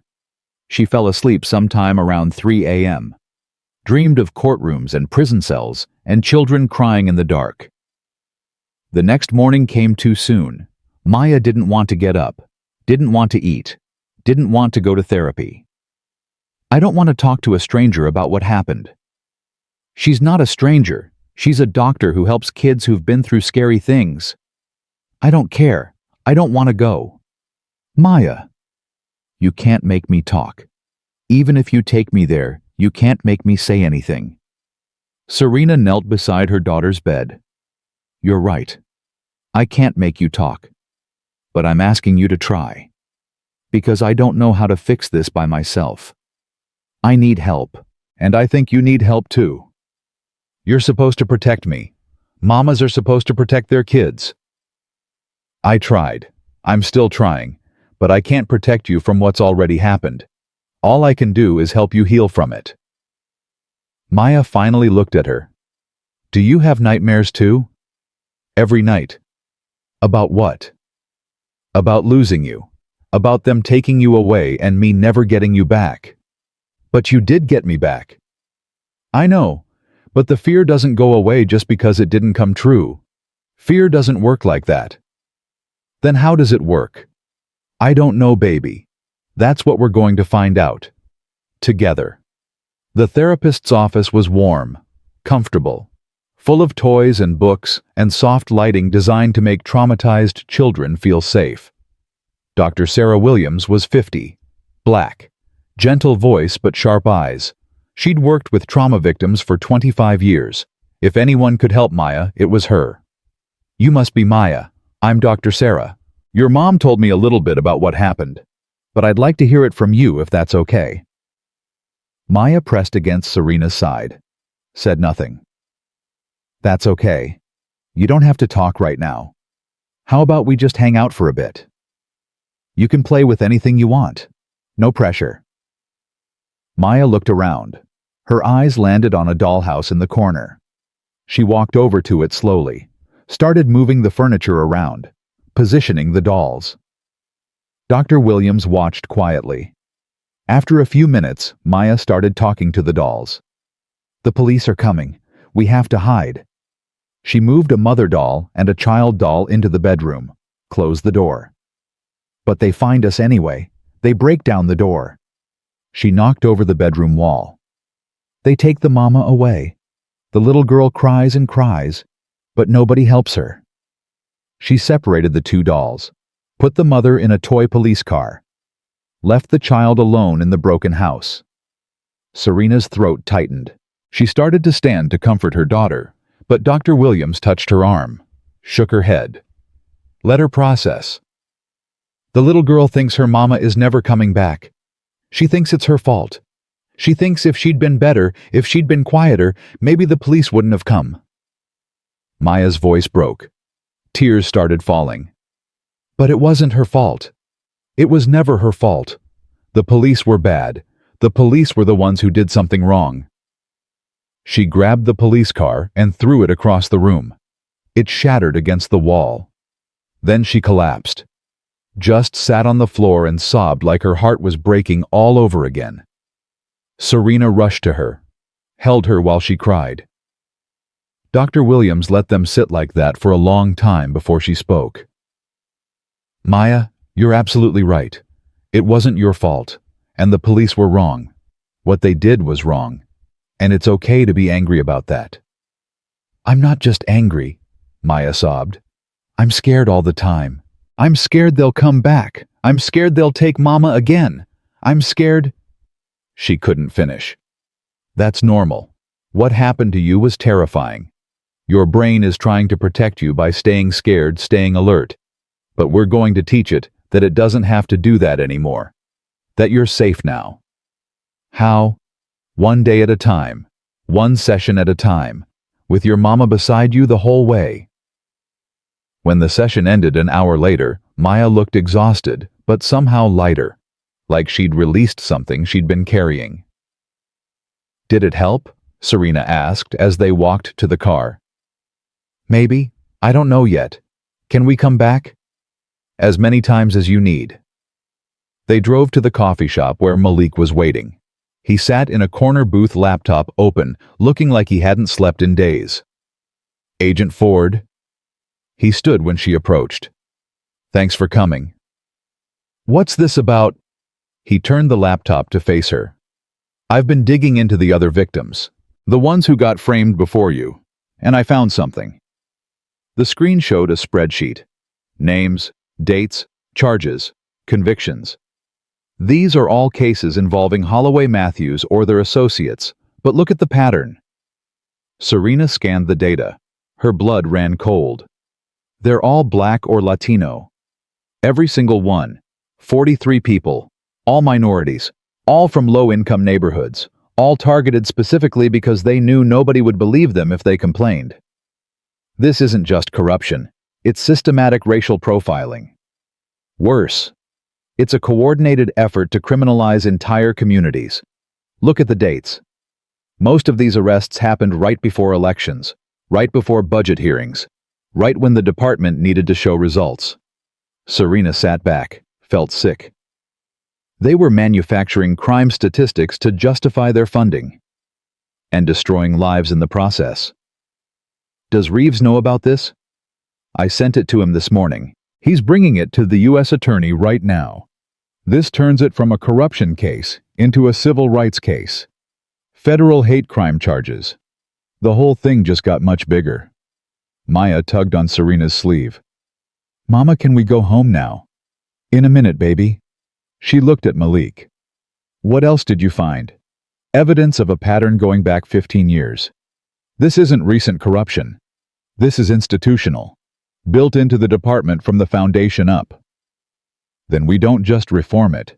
We tear it down and start over. Can you do that? I'm going to try.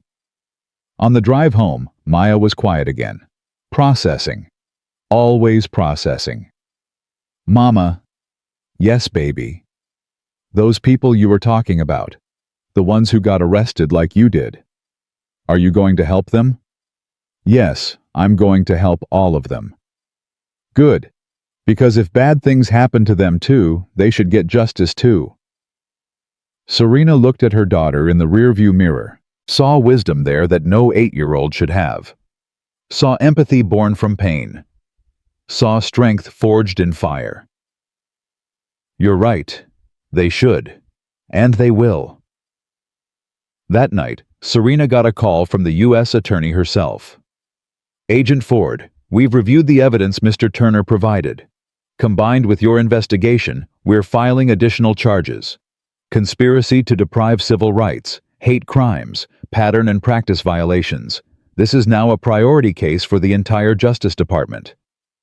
How long until trial? 6 months minimum. These cases are complex, but we're fast-tracking them. 6 months is too long. These people are in prison right now. I understand your frustration, but we need ironclad cases. No room for appeal, no room for error. We get one shot at this. We have to make it count. What about the wrongfully convicted? Can we get them out while we build the cases? We're filing emergency motions to vacate convictions, starting with the most egregious cases. But even that takes time. Time they don't have. I know, but it's the best we can do within the system. After she hung up, Serena felt the weight of it all. The system she'd spent her career believing in was the same system that moved too slow to prevent suffering. That prioritized procedure over people. That let innocent people rot in prison while lawyers argued over filing deadlines. She thought about Marcus Johnson, 19 years old, 3 years into an 8-year sentence for a crime he didn't commit. She thought about David Chen, 17 when he was arrested, 20 now, half his youth stolen by lies. She thought about all of them, all the names on her list, all the lives destroyed while she'd been building her case. And she made a decision. Tomorrow, she'd go public. Not through official channels, not through press conferences orchestrated by federal handlers. She'd tell the real story. All of it. Every name, every case, every lie.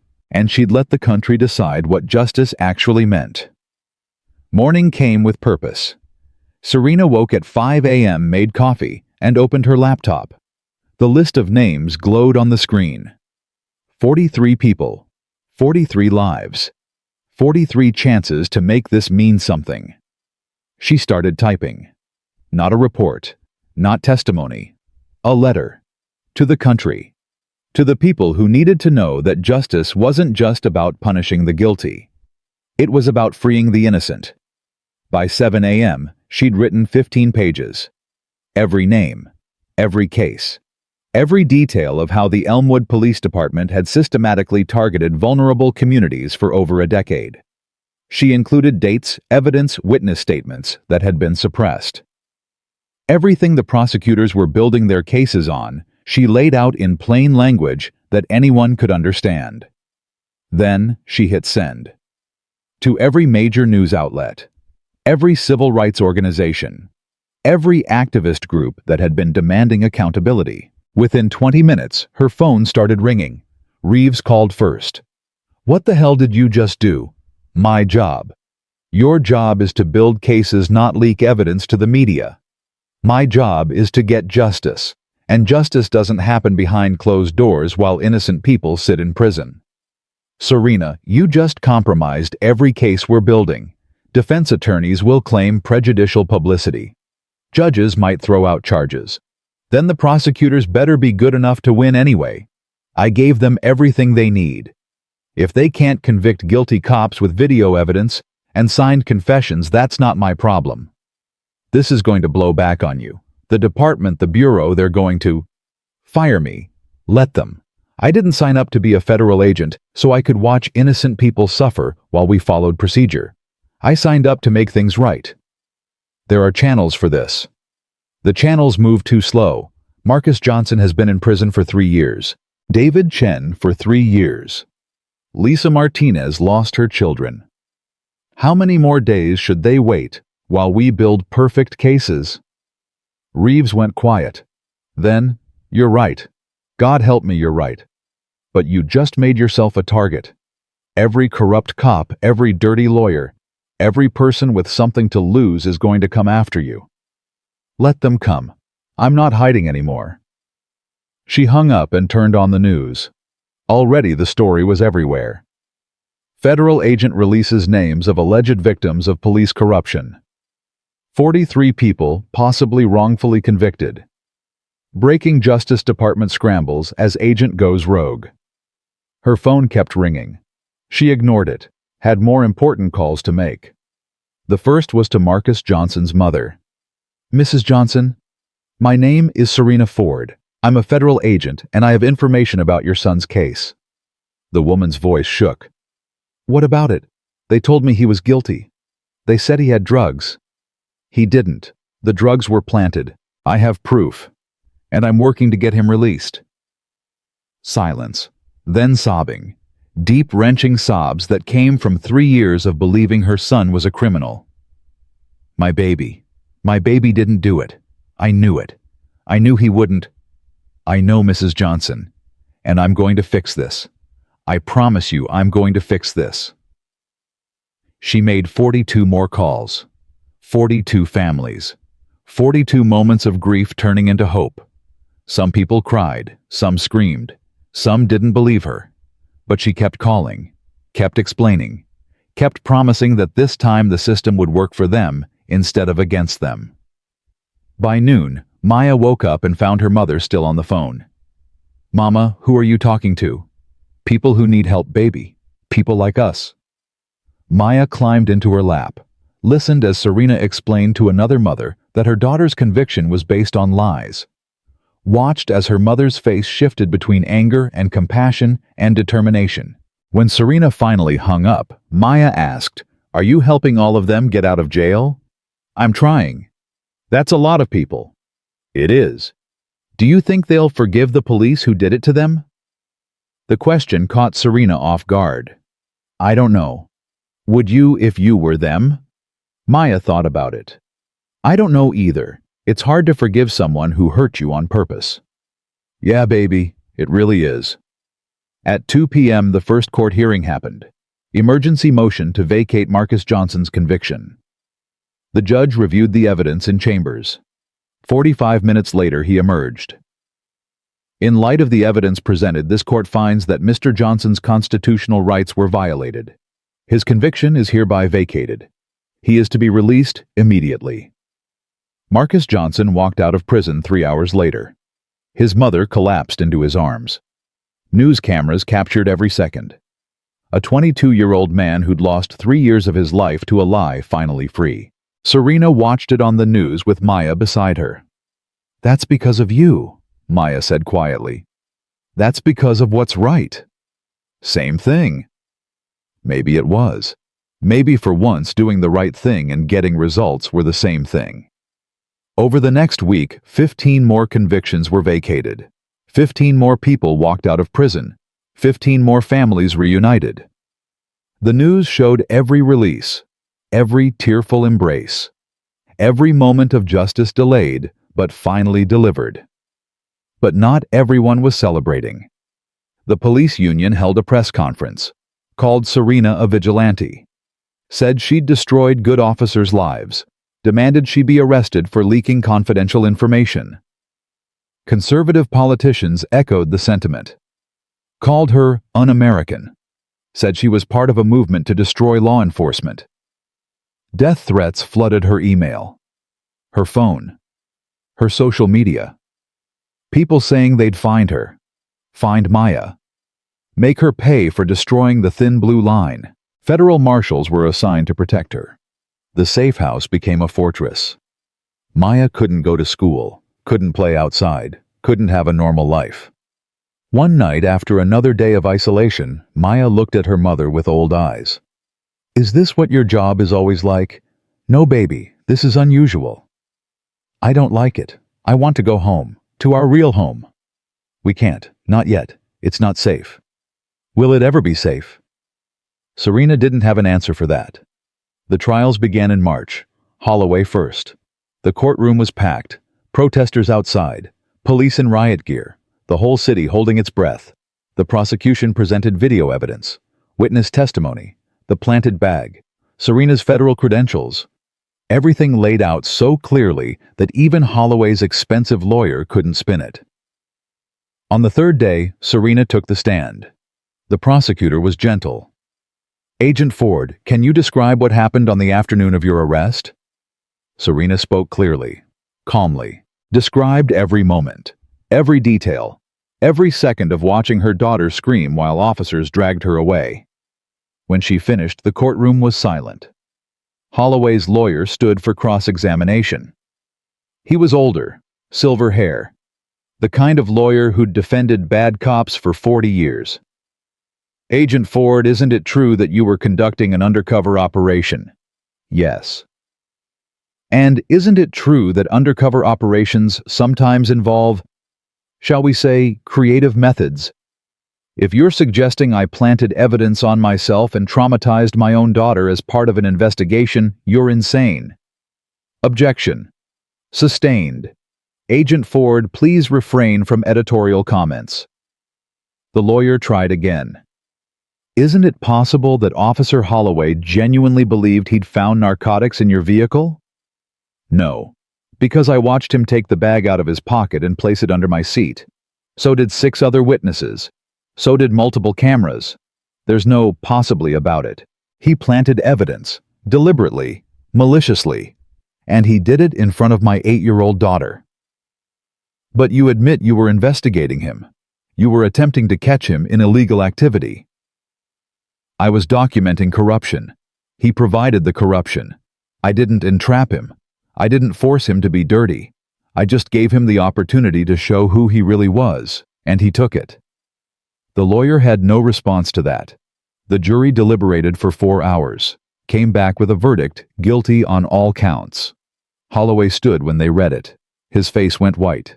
His lawyer grabbed his arm. The judge set sentencing for 2 weeks later. In the hallway afterward, Serena found Captain Hayes. "You testified," she said. "It wasn't a question." "I did. Told them everything I knew. Everything I should have reported years ago." He looked older, tired. "It's not enough. Nothing I do will ever be enough to make up for my silence." "But you spoke up. That counts for something." "Does it? Because I still can't sleep at night. I still see the faces of people who might have been saved if I'd been braver sooner." "Then spend the rest of your career being brave. Rebuild the department the right way. Make it what it should have been all along." "If they let me stay, the city council is talking about firing everyone above sergeant." "Then fight to stay. Prove you deserve to be part of the solution." He nodded slowly. "Agent Ford, thank you for doing what I couldn't. Don't thank me. Just don't let it happen again." Matthew's trial was faster. The evidence was overwhelming. Bank records showing payoffs, emails ordering subordinates to falsify reports, testimony from officers who'd been threatened into compliance. He took the stand in his own defense. Big mistake. "I ran a tight ship," he said. "Did things get out of hand sometimes, maybe? But I was protecting this city, keeping it safe." The prosecutor stood. "Chief Matthews, you framed 43 innocent people. How was that keeping anyone safe?" "Those people were criminals. Maybe we didn't catch them for the crimes we arrested them for, but they were guilty of something. You don't get to decide that. That's what courts are for. That's what juries are for. You're not judge, jury, and executioner. In this city, I had to be, you don't understand what it's like trying to police these neighborhoods. These people don't respect authority, don't respect the badge. So yes, sometimes we had to make examples. Make examples. Is that what you call framing a federal agent in front of her child? Matthews finally realized his mistake. I didn't know she was federal. So, it would have been fine if she was just a regular citizen. Just a nurse, just a mother. That's not what I meant. What did you mean? Chief Matthews, explain to this jury exactly what you meant. He couldn't. He sat there, his expensive suit wrinkled, now his face red, and he had no answer. The jury convicted him in 2 hours. At his sentencing, the judge was harsh. Chief Matthews, you betrayed your oath. You betrayed your badge. You betrayed every citizen who trusted you to protect them. But most egregiously, you created a culture where corruption was not just tolerated, but encouraged. 25 years in federal prison. No possibility of parole. Matthews showed no emotion. Just stared straight ahead as they led him away in handcuffs. But in the gallery, Serena felt something release in her chest. Not satisfaction, not triumph, just closure. The man who'd ordered her arrest, who'd created the system that destroyed so many lives, would never wear a badge again. Over the next 6 months, 34 more officers were convicted. 3 took plea deals and testified against others. 2 fled the country and were caught at the border. 1 died of a heart attack before trial. The Elmwood Police Department was dissolved entirely. Every officer fired. Every case reviewed. The City Council voted to create a new department from scratch with federal oversight, community input, and zero tolerance for corruption. Captain Hayes was one of 12 officers rehired. He became the new chief. His first act was to create a civilian review board with real power. His second was to implement body cameras that couldn't be turned off. His third was to apologize. Publicly. To every victim. Every family. Every person who'd been failed by the department he'd served. It wasn't enough. It could never be enough. But it was a start. By December, 41 of the 43 wrongfully convicted people had been released. 2 had died in prison before their convictions could be vacated. Their families filed wrongful death suits. The city settled for millions. Serena attended every funeral, paid her respects, apologized for being too late. The families didn't blame her. They blamed the system. They blamed the officers. They blamed themselves for believing that justice worked the same for everyone. Through it all, Maya healed. Slowly. Painfully. With setbacks and breakthroughs, and days where she couldn't get out of bed. Dr. Williams worked with her twice a week, taught her coping mechanisms, helped her process the trauma, showed her that fear was normal but didn't have to be permanent. By spring, Maya smiled again. By summer, she laughed. By fall, she asked if they could go back to their old neighborhood. "Are you sure?" Serena asked. "We can stay here where it's safe." Safe isn't the same as home. I want to go home. So they went home. Back to Oak Street. Back to the small apartment with the creaky floors and the neighbors who'd known them before everything changed. The first day back, Mrs. Chen from next door brought over dumplings. "We saw everything on the news. We're so proud of you, Mr. Rodriguez from downstairs offered to walk Maya to school. Nobody's going to mess with her while I'm around." The whole neighborhood rallied, protected them, welcomed them back like heroes instead of victims. And slowly, life returned to something resembling normal. Serena went back to work. Not undercover anymore. Couldn't be. Her face was too famous. Her story too public. Instead, she trained other agents. Taught them how to investigate corruption, how to build cases, how to survive when the system turned against them. She gave lectures at Quantico, spoke at conferences, became the face of accountability in law enforcement. But every morning before she went to work, she took Maya to school, held her hand at the crossing, kissed her forehead, watched her walk through the doors. And every afternoon she picked her up. No matter what meeting she had, no matter who needed her, Maya came first. Always. 1 year after the arrest, Maya's school had an art exhibition. Students displayed their work. Parents walked through the gymnasium looking at paintings and sculptures and photographs. Serena found Maya's piece in the corner. A drawing, simple but powerful. It showed a woman standing straight while shadows melted around her. The woman's face was calm, strong, unbroken. And at her feet, the shadows dissolved into light. The title written in Maya's careful handwriting, Justice Unspoken. Serena stood there for a long time staring at her daughter's interpretation of everything they'd been through. Other parents stopped, read the title, looked at the drawing. Some of them recognized Serena, nodded, smiled, moved on. Maya came up beside her. "Do you like it?" "I love it. But what does it mean, justice unspoken?" "It means you didn't win by yelling. You didn't win by fighting. You won by making them listen." Maya looked up at her mother. "That's what Dr. Sarah says. That the bravest thing you did wasn't getting arrested. It was staying calm while it happened. Because if you'd fought back, they would have said you were dangerous. If you'd screamed, they would have said you were crazy. But you stayed quiet and made them show who they really were." Serena felt tears building behind her eyes. "When did you get so wise?" "I learned from you." They stood together looking at the drawing while other families moved around them. A mother and daughter who'd survived corruption trauma and the collapse of everything they'd believed about justice. "Mama." "Yeah, baby. I don't hate your job anymore." "No. No. Because your job saved all those people. It fixed the things that were broken.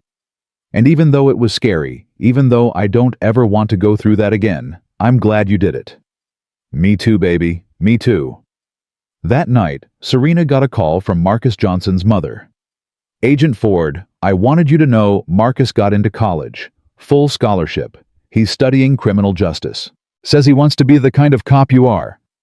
Tell him thank you. And tell him to be better than me, to be the cop I tried to be." "I will." And Agent Ford, "Thank you for giving me my son back." Similar calls came over the following months. David Chen got his GED in prison and was now applying to community college. Lisa Martinez got her kids back and started a support group for other parents affected by wrongful convictions. One by one, the people she'd helped were rebuilding their lives.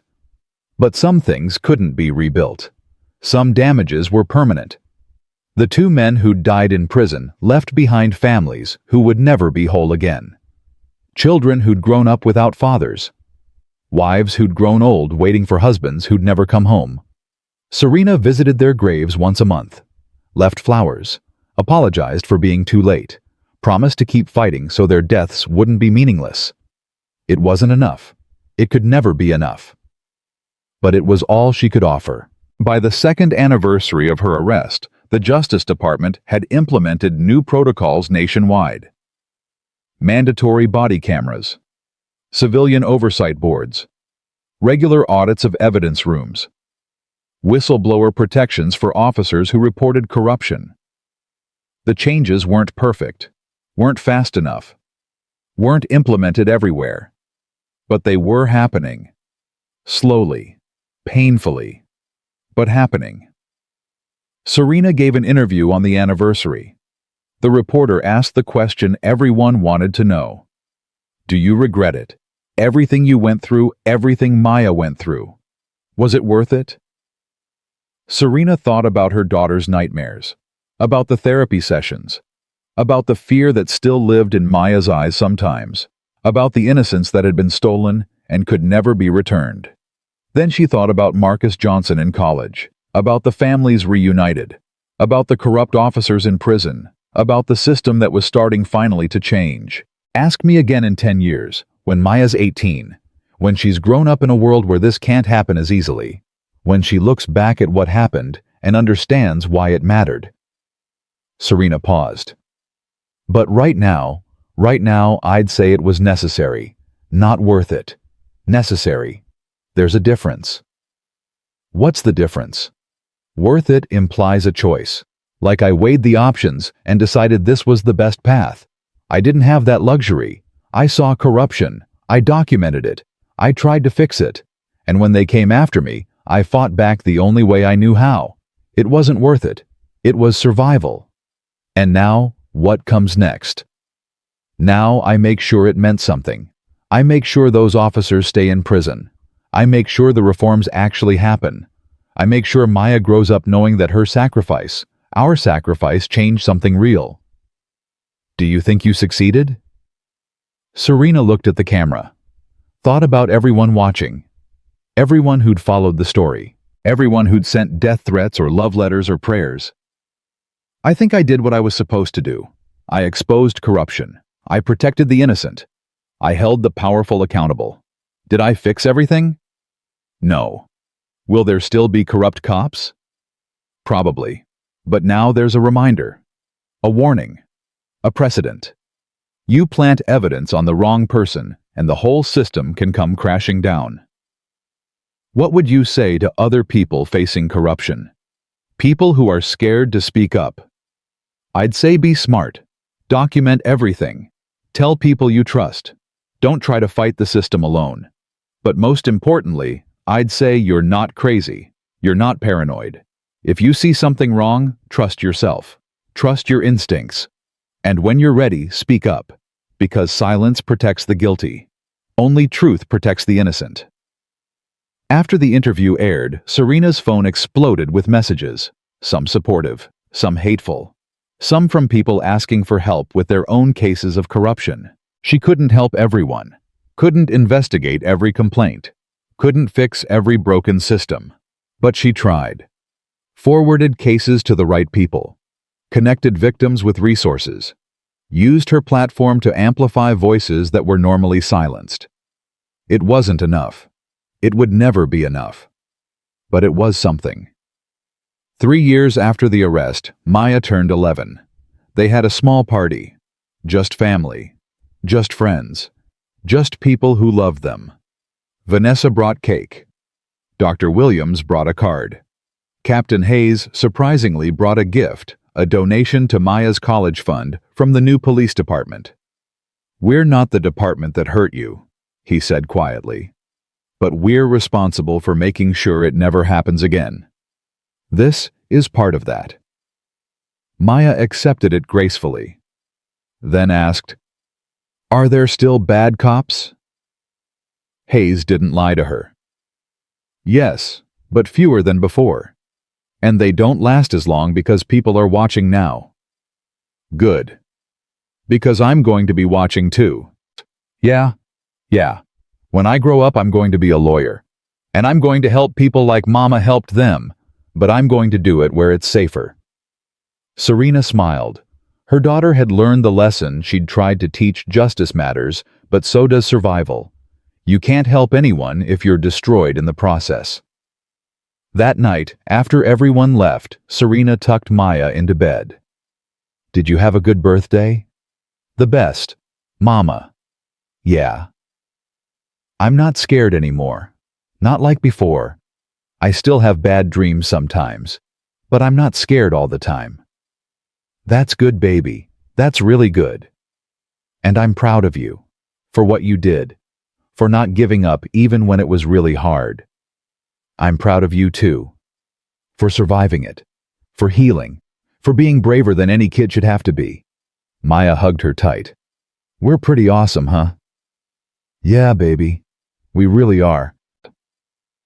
5 years after the arrest, the Justice Department promoted Serena to Deputy Director of the Office of Civil Rights. She had an office in Washington, a staff.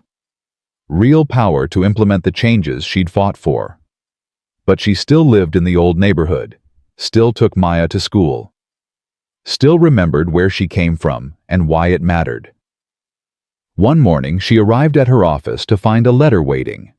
No return address. She opened it carefully. Inside, a simple note. "Agent Ford, you don't know me, but you freed my brother. David Chen. He's in college now because of you. Because you didn't look away. Because you fought when nobody else would. I just wanted you to know that somewhere in this country, there's a family that thinks about you every day, and thanks God you existed. Thank you for not giving up. Thank you for caring when you didn't have to. Thank you for being the kind of person who makes the world better just by being in it. You'll never know how many lives you changed, but we know, and we'll never forget." Serena read it 3 times, then put it in her desk drawer with all the other letters, dozens of them now. From people she'd freed, families she'd reunited, lives she'd saved by refusing to look away. She didn't keep them for ego. She kept them for the hard days, for the moments when the work felt overwhelming, when the system felt impossible to change, when she wondered if any of it mattered. These letters reminded her that it did matter, that every case mattered, that every person mattered, that justice wasn't just about punishment, it was about restoration, about making people whole again. That evening she came home to find Maya at the kitchen table studying. 15 now, growing into a young woman who was strong and kind and fierce in all the right ways. How was school? Good. We're studying constitutional law. I told my teacher about what happened to us. She asked if you'd come speak to the class. Would you want me to? Yeah, I think it's important. For other kids to know that even when bad things happen, you can survive them. You can be okay again. We are okay, aren't we? Maya looked up, smiled. Yeah, Mama, we're okay. And they were. Not perfect, not undamaged, but okay. Whole in the ways that mattered, healing in the places that hurt, moving forward instead of staying stuck. That was justice too. Not the kind that made headlines or won awards, but the kind that meant something real. The kind that took a broken family and made them strong again. The kind that turned trauma into purpose. Years later, when Maya graduated from law school, she gave a speech. Talked about growing up in the shadow of injustice, about watching her mother dismantle corruption, about learning that justice wasn't loud, wasn't flashy, was just quiet people doing hard things because they were right. Serena sat in the audience and cried, watched her daughter, no longer a terrified 8-year-old, but a confident woman, talk about using her pain to help others. About becoming a civil rights attorney. About fighting the same battles her mother had fought, but in a different arena. After the ceremony, Maya found her. You okay? I'm perfect. I'm so proud of you. I learned from the best. They walked out of the auditorium together. Mother and daughter, both survivors, both fighters, both proof that the system could be broken and rebuilt, that corruption could be exposed and destroyed, that justice, real justice, was possible if you were willing to sacrifice for it. Not worth it. Not exactly, but necessary, essential, the kind of work that destroys you a little bit, but saves everyone else. And in the end, that was what mattered. Not that Serena had won, not that she'd become famous or powerful, but that 43 people were free, that a corrupt department was dismantled, that the system changed, even if only a little. That somewhere in America, mothers didn't have to teach their daughters how to survive police encounters. That somewhere justice worked the way it was supposed to. That somewhere the badge meant protection instead of threat. Not everywhere, not yet, but somewhere. And that was a start. Years passed. Serena retired. Maya built her career. The world moved on. But the story stayed. Became legend. Became a reminder. Became the answer to anyone who said one person couldn't make a difference. One person could, if they were willing to pay the price, if they were willing to sacrifice everything, if they were willing to stand up when everyone else looked away. And sometimes, just sometimes, that was enough to change the world.